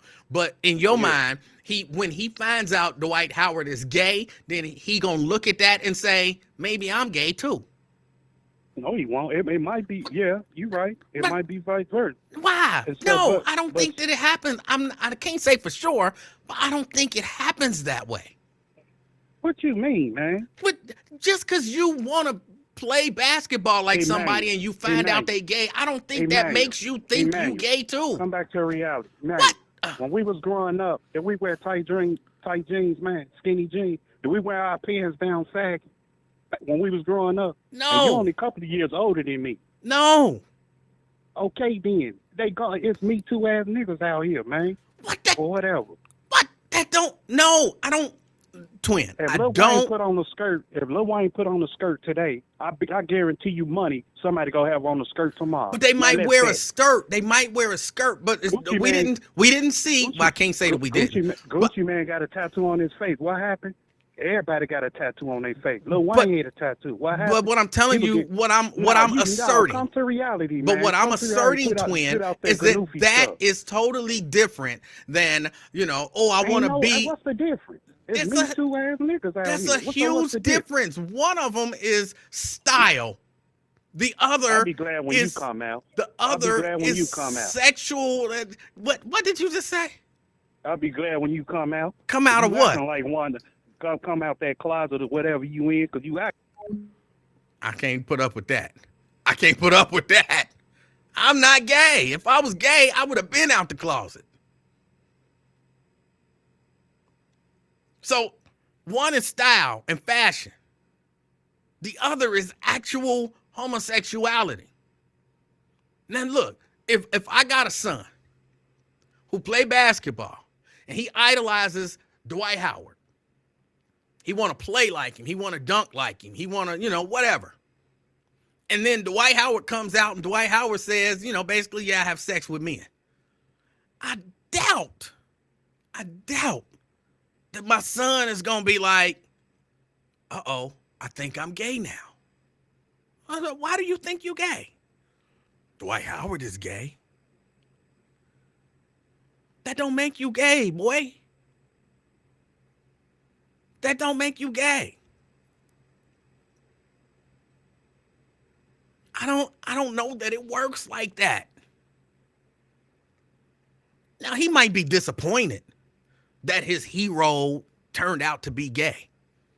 But I'm saying I don't think, because again, I don't know. But I don't think that because you find out that somebody that you like is gay, you think that makes you gay. That don't make sense to me. A lot of it don't make sense to me. But that definitely don't make sense to me.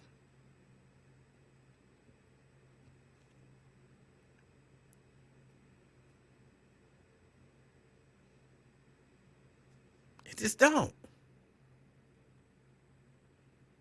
But who knows what goes on in the mind of a 7-foot elementary school kid?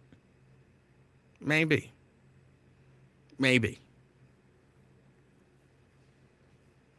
I don't know.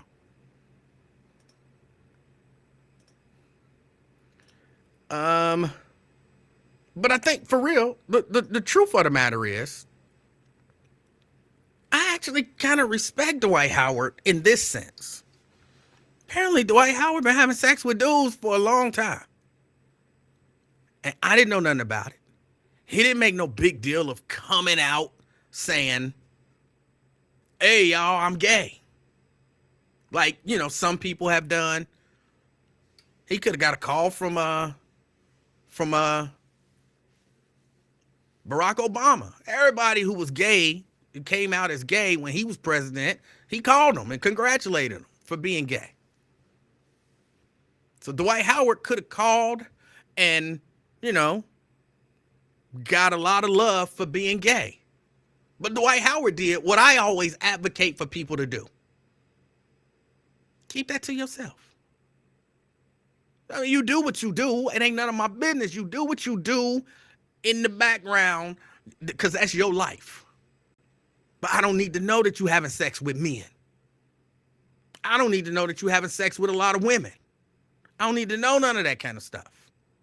And if you don't want people to judge you on it, then don't put it out there. And he didn't put it out there. Now, I see some people saying, he was grabbing dudes, whatever. Again, I didn't see any of that. But he never, to my knowledge, he never held a press conference to say, oh, by the way, I'm gay. And that I appreciate. Now, sure, in this case, it was about to come out. It was about to come out. This dude done, he's trying to sue you, whatever. It's about to come out. So to your defense, now you got to come out and say, hey, what we did was consensual. Yes, I have sex with men, but that was consensual. And that's the only reason that he had to come out with it. Oh, everybody done known this for years. Everybody known this for years. That's fine. We can speculate it. We can see evidence of it, but it's different than somebody saying, coming up to the podium, is this thing on? I wanted to announce to the world that y'all thought I was going to say it so y'all could take that clip and use it somewhere and make it sound like I was saying that I was. No, y'all ain't getting me on that. So I appreciate the way he handled it. Now, if he sexually assaulted a dude, I don't appreciate that. But I appreciate not knowing because I don't want to know because I don't care. Don't want to know because I don't care. And that I can appreciate. Michael Sams was his name, who came out and announced that he was gay and, licked the cake off of old dude's face at draft day or whatever. I didn't want to see that. One of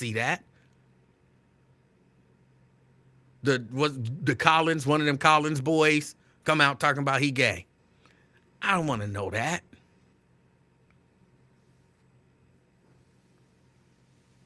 Just do what you do. Mind your business. I'll mind my business. And, he can't ever say, well, people was treating me in such a way because everybody knew I was gay. No, we didn't. So we treated you how we treated you. People liked you because of your basketball playing skills or, whatever the case was. That's what people either appreciated or didn't appreciate about you. Had nothing to do with all of that other stuff. And that's the way it should be, in my opinion. That's the way it should be.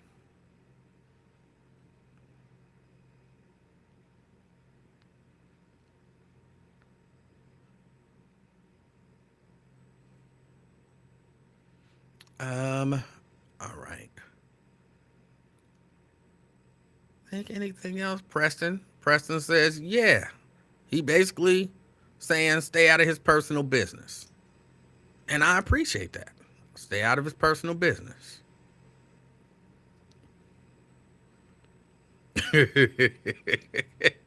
What he said was just disrespectful. It was just disrespectful.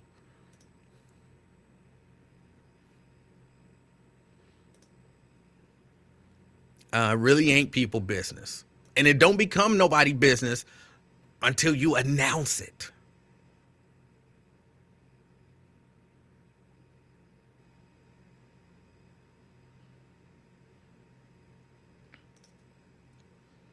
Pamela says there's a lot of families that wish their loved ones came out instead of hiding it to the family.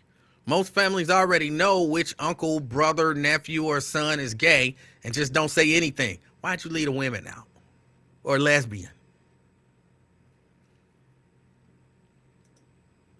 But again, I got a cousin that's just gay. I got a few of them.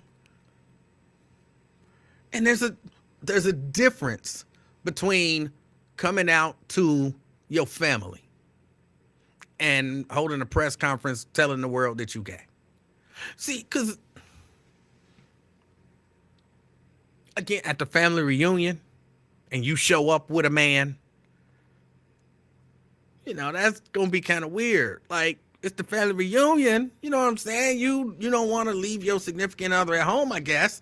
He part of the family if y'all in a loving, committed gay relationship. Let your family know. Like, don't be, leave them out there hanging like they don't know, looking all weird. That's different than some dude that I don't know, who I just watch on TV play basketball, telling me he gay. I don't care. So that's what I'm saying. That's different.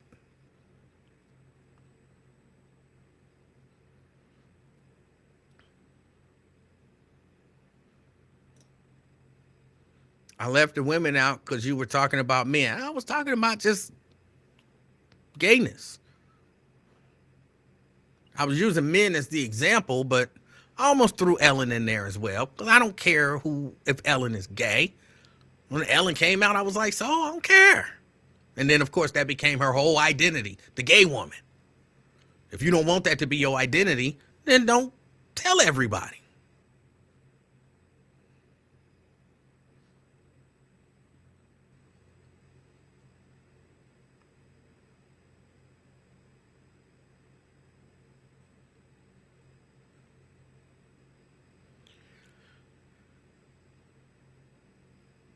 All right, y'all. I'm really late.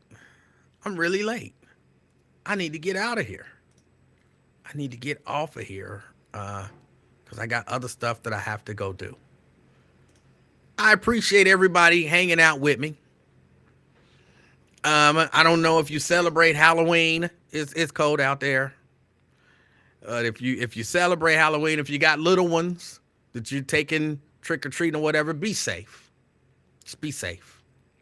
If you're giving away candy, scare the kids. It's Halloween. You got to scare them a little bit, especially the little ones. They come, put on a mask. Little kids, it's easy to scare. Just put on a mask and growl a little bit. Scare them. And, you give them the candy. Have fun with it. Like, don't, scar them for life. Well, scare them a little bit, all right? Be safe, all of that kind of stuff. As I normally say, which of course I'll change it up a little bit today, if you're out and about or you're dealing with people today, be the reason that somebody is afraid. Until next time, I'm Bill Cosby. I'm out, y'all. Peace.